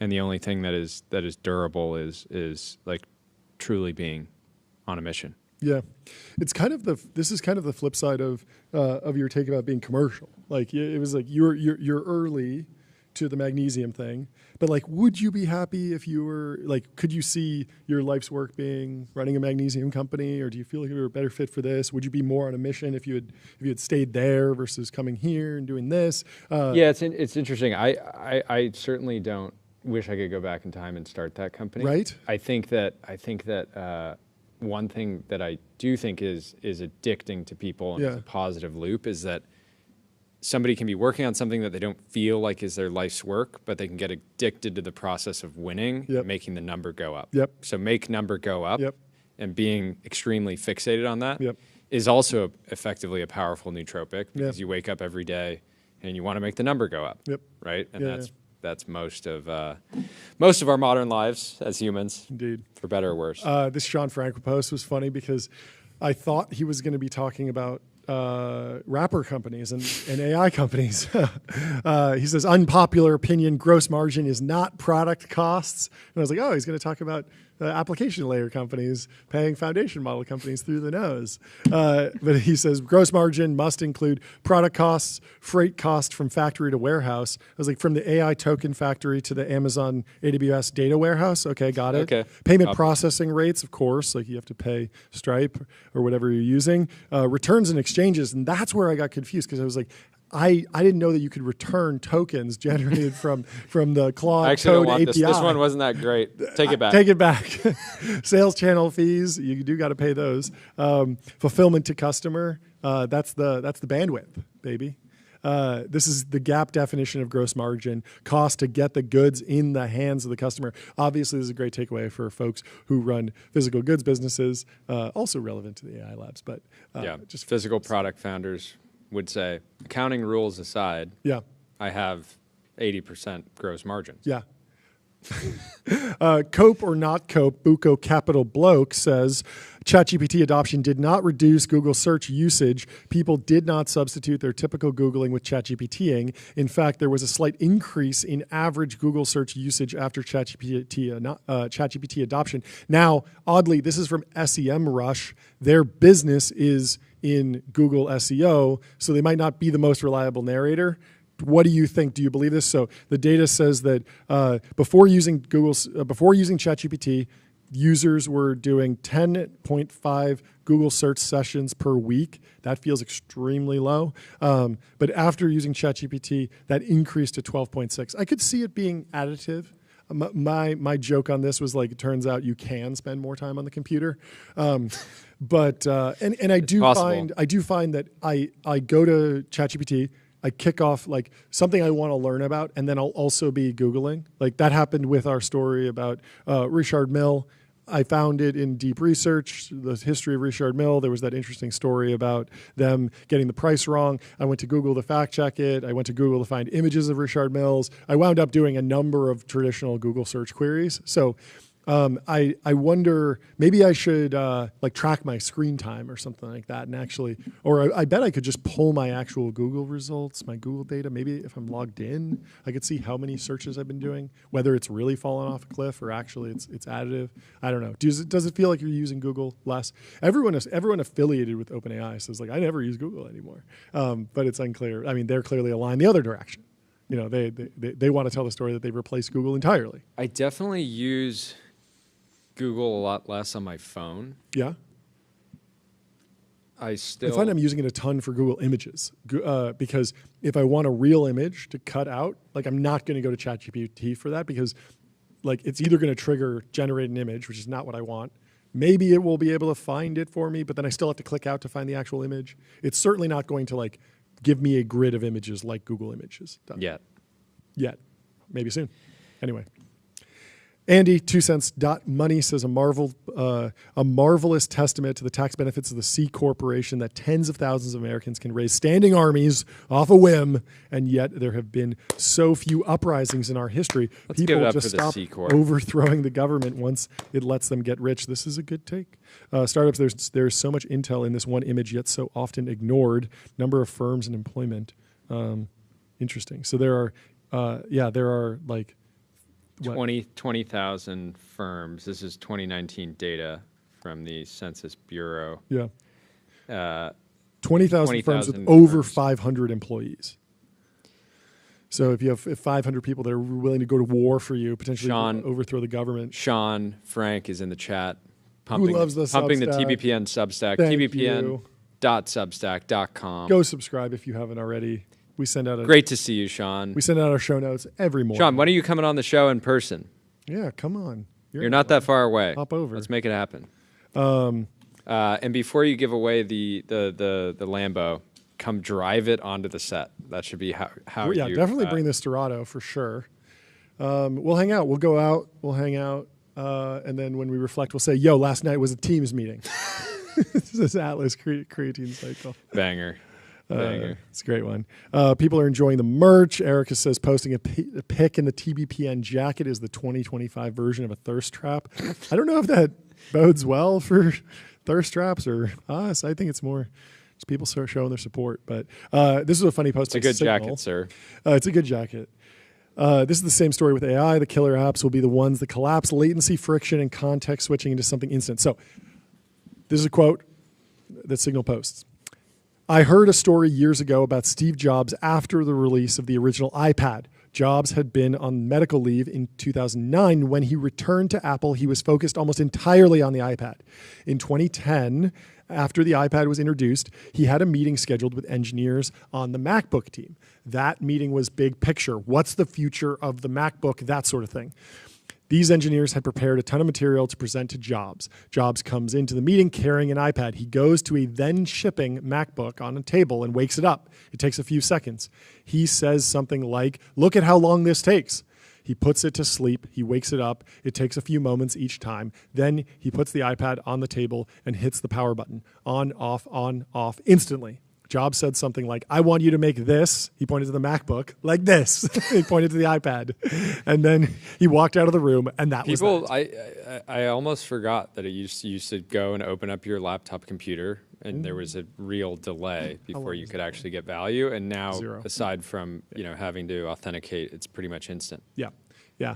I mean, I guess some of the delay of I think it might be good that there's fingerprint reader and type a password every once in a while. It feels like if I'm doing something more secure, I could do that on the MacBook instead of the iPad. Never been into the iPad, but I think I'm going to try for the next one. I've seen too many memes about the hierarchy of the CEO does all his work on the phone, doesn't need the MacBook, and then the more monitors you have, the lower you are on the totem pole. Shout out to our incredible production team that has high on the totem pole of our hearts. They have the most monitors. Oh yeah, this is the money shot. Thank you for putting this up. And I lost a serious bet with producer Ben over this because I told him that mounting would not hold more than 24 hours. It's been up for a week, and so I owe him a Diet Coke, I suppose.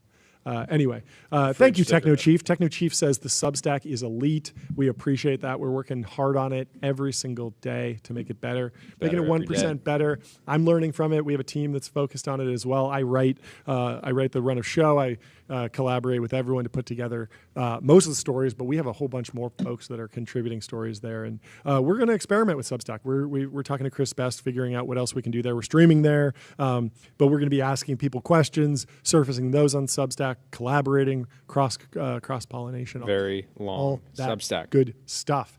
And the reason we're doing it is because math nerds are not having a good time, according to Peter Thiel. This was a little over a year ago. Peter Thiel says AI will be worse for math nerds than for writers. So time to fire up a Substack. It is interesting that many of the things that LLMs and models do well today, generating designs, generating marketing copy, I still feel like the number of truly elite creatives. Like there's an overwhelming demand for truly elite creative talent. Yeah, the power law is getting whether steeper. you're a copywriter, whether you're a designer, whether you're even people that are doing Photoshop. Yep. They haven't been. Yeah.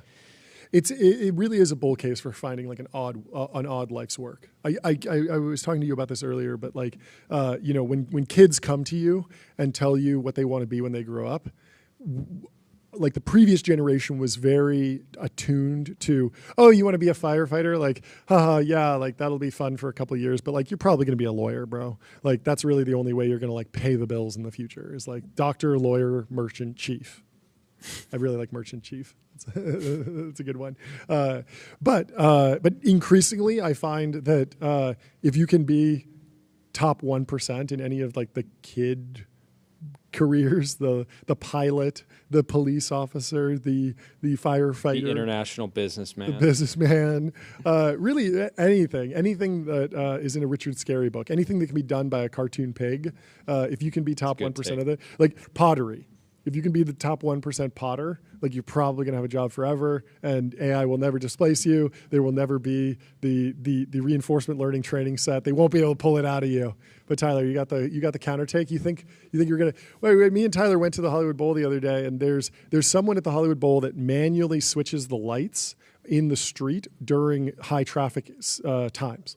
So because there's so much crazy traffic when the Hollywood Bowl is funneling people in and out, they have a physical bowl that someone goes and sits up in, and then they control the lights manually. And Tyler's just like, I'm going to automate that. I could vibe code a better. That feels solution. Like a ripe target because there's a human can do sort of a vibes based analysis, like we got a lot of people coming this way in cars, let's let them through. But a machine I think could potentially take on 10 times the amount of data and be like, I have a camera down here, and there's people coming from this direction, but there's actually a bigger backlog here, and if we let them through. So I'm on Team Tyler on this one. Yeah, give me the full bull case for AI stoplights. Is it good business? Well, I mean, I don't know how normal stoplights work. Like, I always have thought, like, do they work with cameras? I don't know. Or are they just on timers? I don't know anything about this space. They're all on timers, at best. Most of them are just completely on timers. So it seems like... So a bit of lore. Blake Scholl, founder of Boom Supersonic, before he was going to start Boom, the other idea that he was going to work on was AI stoplights. Put a camera on it, see if there's a car there. If there's no car here and there's a car here, thought it would be too easy? I don't know. It might be equally hard. It might be harder than supersonic flight. We don't have... There are multiple supersonic plane companies now. I have yet to talk to an AI stoplight company. It seems obvious. It seems like something flock safety could expand into. But I even looked up, like, what are all the stoplight companies? Could you buy one, roll it up? Like, how do these things get worked out? But you're just doing things in the physical world with the government, and budgets are tight, and there's just not that much value, and people are fine with the current status quo. You'd get to work with the Department of Motor Vehicles. Could be fun. Could be fun. Yeah, they might be DMV enthusiasts. Very agile. And so, yeah, I think it's a week-long hack project to develop something that's an order of magnitude better than the current status quo, and then probably a decade to actually get it into the hands of the American populace. Well, here's a post from Aaron Bali from Carbon Health. He says it's not in the stack, but he says with AI, everybody will make their own software, just like how we all 3D print our own furniture. You 3D printed that, right, John? Because 3D printing is so advanced that... I mean, the future's here. It's just not evenly distributed yet. People underestimate what can happen in a decade. They overestimate what can happen in a year. I saw an incredible 3D print. It was somebody who 3D printed chainmail for like a, what do they call it? Like a live action role playing, LARP. What's that festival that people go to where they dress up like Game of Thrones? You know what I'm talking about? I don't know. Why am I blanking on this? Renaissance Fair. Renaissance Fair. Renaissance Fair, yeah. As a kid, yeah. Do you remember stumbling upon, like, you're just going to the park and you just stumble upon a you're Renaissance talking about Fair? LARPing? Or the people that are, the people, yeah, I just remember I was grew up in Berkeley, and the local park. Yeah. There was a big LARP community. Really? In in Berkeley. East Yeah, that Bay, makes sense. Yeah. That's awesome. And I'd just be like going. I'd be like using the swings, and then I'd look over, and a bunch of adults would come over in medieval costume and start battling. It was cool. Yeah. It was cool. Yeah. I respect their imaginations. Yeah, respect the LARPers. Luke Metro says, how to get rich as a founding engineer in 2025. 1, find a startup from a famous founder or a VC incubation. 2, get hired. Watch it get marked up to billions. 3, lots of growth is priced in, so silently sell a few million in sketchy forward contracts to cash out. 4, don't tell anyone. I wonder... Isn't this illegal? This sounds like security fraud. I don't know that it's... that's a good question. We should get a contracts? true expert, like a venture capitalist, on. But because, as you know, Silicon Valley is an iterative game. No, but I Only think do this is more like against the startup's wishes. They've probably told employees, do not do this. Yeah. But I don't necessarily think that it is doesn't seem like seems like it'd be done in a way that is not broadly illegal, but you could probably get your equity clawed back. Can you imagine if Soham Parikh was doing this? He'd be like worth billions. Everybody was trying to clock Soham's run rate. It's like, is it $1 million, 2 million? What's he doing? He was It's just selling forward 20 million in forward contracts. Yeah, no one came forward on the timeline. We have another post from Aaron Bali, Oh, yeah. 2 in 1 show. Nice work. He says, showing the chat with AI characters, so people are. So I guess people can make their own. They can make their own characters in On Meta Facebook. AI Studio. So you kind of go into AI You Studio, can chat, fine if you tune want it, to chat with and a then Russian anyone girl, can chat with it. or chat with stepmom. Stepmom. And this spawned a lot of jokes. Like, imagine leaving XAI. No, but here's the thing. Yes. So Elon is competing with Mark Zuckerberg on AI companionship. Yes. It's just that one of them has tens of billions of free cash flow, Yes. and the other one has to raise a combination of debt and equity. Yep. And also just a more aligned business model where time in the app feeds right into it. Does Zuck have 10 times the user base? Like Probably 3 more? billion daily active users, I think, something like that. It's in the billions. And also it's just like all of the product features from chatting and DMing and groups. Whether and you're all on these WhatsApp or Meta. you're really or just taking like Facebook. social networking and then bolting on like a companion could be like, I don't think I would ever have like a one-on-one conversation with an AI companion, but I could imagine adding an AI to a group chat. What if I make that that chats and like roughly 8 chimes hours in a with day? facts? Roughly 8 hours a day, I'm sleeping. You Yep. usually stay up later than me Yep. because you don't have as long of a commute. Yep. And so, what if I made a Meta AI of me? And I trained it on all the data that I have, and then you could chat with that at night. Because sometimes you'll text me. It's like at like 10, I'm sleeping, and you could get a faster response. True. So, I don't know. I haven't tried these. I don't know how good it would be. It really is. But the numbers are staggering. I mean, 5 million messages to Russian girl. Maybe that's just the scale of FB. But the Blue app is undefeated. he was quoting. Imagine you're one of the smartest AI engineers in the world. You just joined a company that has access to a GPU cluster worth tens of billions of dollars. Your work can one day help solve all diseases, create unlimited abundance for humanity. But first, you have to build Spicy mode. So it doesn't. And who it was? Will Brown was posting. That this hypothetical engineer that quits their job at one lab. At XAI, working on Valentine, spicy mode with Valentine, and then goes over to joins Meta and has to MSL. work on stepmom, Russian girl, or stepmom. Yeah, I know. I don't. Of course, think these are human. These are generated. created by other. Yeah, you have to think about them like meme pages. I mean, I do wonder if people will like the fact that this tool will be out there. Someone will probably create something interesting. Like I always give that example of like character AI. I went on character AI and was trying to debate Vladimir Putin about the benefits of capitalism. And he folded pretty quickly, right? Yeah, exactly. No, it was actually Stalin. Yeah, I was debating with Putin. Stalin.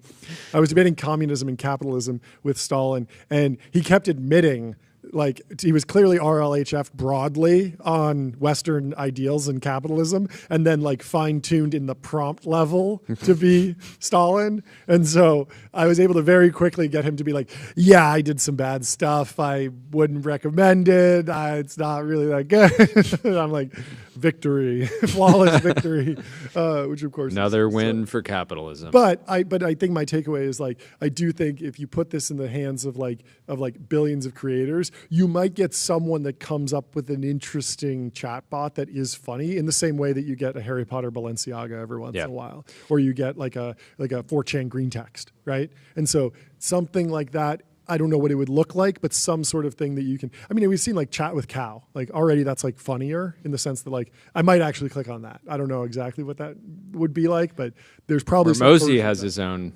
Hormozy AI now. Yeah. Did we ever solve how much he made? I saw one slide.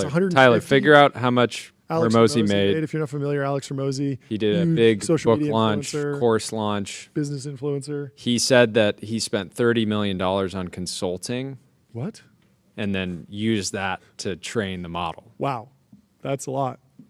So now the numbers are all over the place. Like the brand, which I thought was an interesting selling point because obviously like a lot of the models are trained on Harvard, HBS, like case studies and just general, like think about how much like work that like the big four consulting firms have produced that eventually ended up. Yeah, in the Demis models. would like a word actually. Demis would like a word. Alex Demis says, yeah. We actually trained Gemini on like, $5 billion of training data. Yeah, I think if anything, so going back to this debate of like XAI going heavy into AI companions, and it's like every time I open X now, it's like an Elon post promoting Valentine or Annie, and I don't enjoy it. I don't want to, eat a bunch of stuff that Elon. Also married, so you're not looking for a real girlfriend or an AI girlfriend or boyfriend. Yeah, it's just like I don't want normally if somebody was posting that stuff, I would just mute them or unfollow them. But it's Elon. He posts a lot of stuff that I am interested in. But Simp for Satoshi here says, Elon is in real danger of falling off culturally. He must remember it was cultural relevance due to SpaceX and Tesla meme stocks that catapulted him. X is cool, but XAI is not. He can fix it, but he is currently not on the path to do so. This may tick him off, but it's true. And Simp for Satoshi is like an Elon bull, right? Yeah. Famously. Yeah. Yeah. So, and I think this is how like people are feeling broadly. Yeah. I think it goes back to those like filter bubbles can be a feature, not a bug. And so like there is a world, there are groups of users out on X that are interested in chatting with Valentine and Annie, but you should probably never show that post to anyone in Teapot. Full stop. Like you should just say like, we're going to show Teapot papers on what we're doing at XAI on the reinforcement learning side and surface that. And instead, it's like, because Elon's account's so big and it gets so much promotion in the feed, like everyone saw that and everyone's like, why am I seeing this? This is not relevant to me. And it's just like kind of it's just a bad like signal like to land that post in this particular community. Because especially when people see the outputs from Grok Imagine and it's just not on the level of many other. The outputs are not on the level of many of the other. Totally. Do I need to see two marble statues, kissing? And what's interesting is that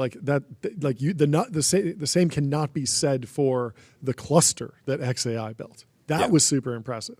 Like when the results. That the biggest like XAI bull case was just laid out by Casey Handmer on Dorkesh. He was saying like, Elon understands. He gave this amazing analogy, this amazing historical story about, I forget who it was, someone who was building boats in World War II, and he ran out of he was like, I'm trying to buy materials to build the boats.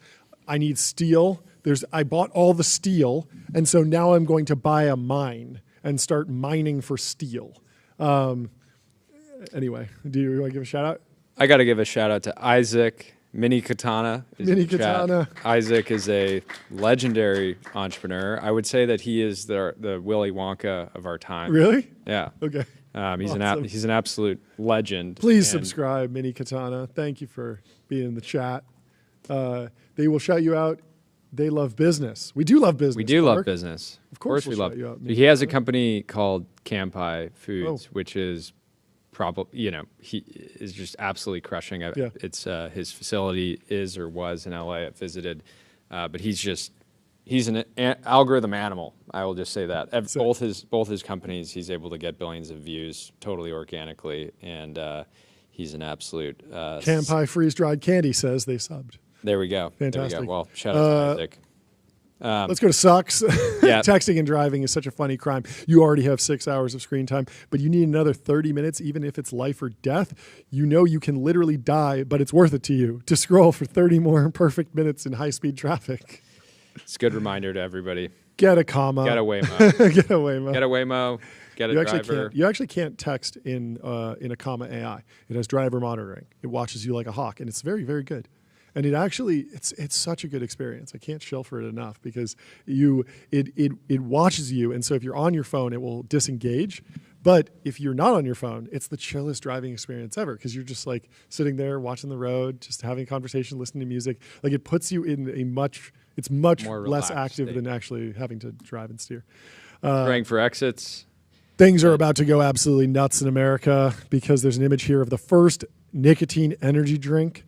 I couldn't find this online. I don't know if this is just like a mock-up or something, but this seemed to have come out of nowhere. I think this might have been something that literally was just a mock-up. Yep. Because you're one of the foremost experts in the world on nicotine. And nicotine, from what you've told me, because I asked you this, why has nobody put nicotine in an energy drink? Yep. Caffeine and nicotine together in one drink would be amazing.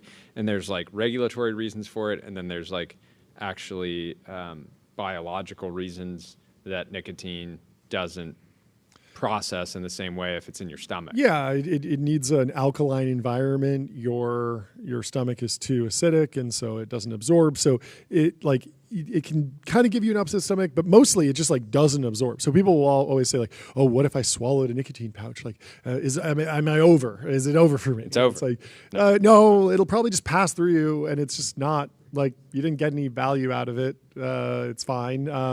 You probably shouldn't do it a lot, but also like people would be eating them if they could. Obviously, people will try all sorts of things. But there are theories on how to actually get it to work. You can't make your stomach not acidic because then you'll throw up. But you can potentially wrap the nicotine in some sort of molecule that diffuses through the stomach lining and then enters the bloodstream and gives you the nicotine buzz. So it is like theoretically possible, but it's like this huge science challenge that no one's worked on. There was a company that raised money in the 80s, I believe, or the 90s to do this. They worked on it for years, couldn't get it across the finish line. We looked into it a ton, couldn't figure it out, never really got anyway. It's possible that this company solved it. I think what's more interesting is this scenario. Oh, and also like you can't mix active ingredients, so the FDA would probably not appreciate this. And even if you did solve it, the FDA would have to approve it, and that would take like a decade potentially. But we're in this weird regime where maybe we're in the beg for forgiveness era with a lot of government stuff, and there's a lot of nicotine companies, most from overseas, that do not care what the FDA has to say about their legality, and there's a lot of value to just going viral. And if this is something that goes viral, the real hack here, I think, would be to brand this as Nicotina Energy. Don't put any nicotine in it because that would trigger FDA, and then just sell an energy drink. And people will be like, oh, wow, like it has nicotine in it, and really just put L-theanine in it and just don't have nicotine on the ingredients. No one checks. It goes viral. And then eventually you just end up with just an energy drink brand. But that's a little bit disingenuous, probably not the best thing to do. Not the I think somebody made a mock-up. They hadn't thought through how you'd actually take this to market. Yeah. And now everyone thinks it's on the way, but when you Google search it, it doesn't exist. Yeah. Last post Somebody will probably of the day. Luke Metro says, my pet theory is that most people... So anyways, this goes back to like... Gold Rock calls it 5 Loco. That's actually really good. So Cold Healing said, bro, you make $500,000 at OpenAI. You can go to the art fair and buy a little $10,000 painting to hang up in your SF apartment's living room. Luke Metro says, my pet theory is that most people here with big money had to spend their formative years with most of it being illiquid, so you're used to modest spending habits for a while. Unlike bankers who can blow their whole bonus on a weekend in Miami starting at age 22, I think that's a good take. The nature of having most of your net worth be illiquid is, as Felpix says, vesting is good for the soul, it seems, or illiquidity is good for the soul. But it's easy to get started with art. If you have a bunch of money, you're good. No, it's Dylan Abrascato, close friend of the show. He routinely buys art from artists for like $1,000, wow. And then 3 years later they're worth tens of thousands of dollars. I mean, he's got a great taste and a great eye for emerging artists, but yeah, you don't need to be a billionaire to indulge in fine art. Yeah, we need a fine art. But on that note, we got to get on with Taipei. Thank you for tuning in today.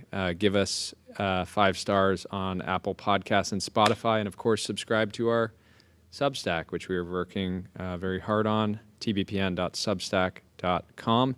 And we made a bunch of upgrades to the studio today. Yep. Some of which are working well, some of which aren't. Yep. We will continue to iterate. Thank you for your patience support. And your we will support. See you tomorrow.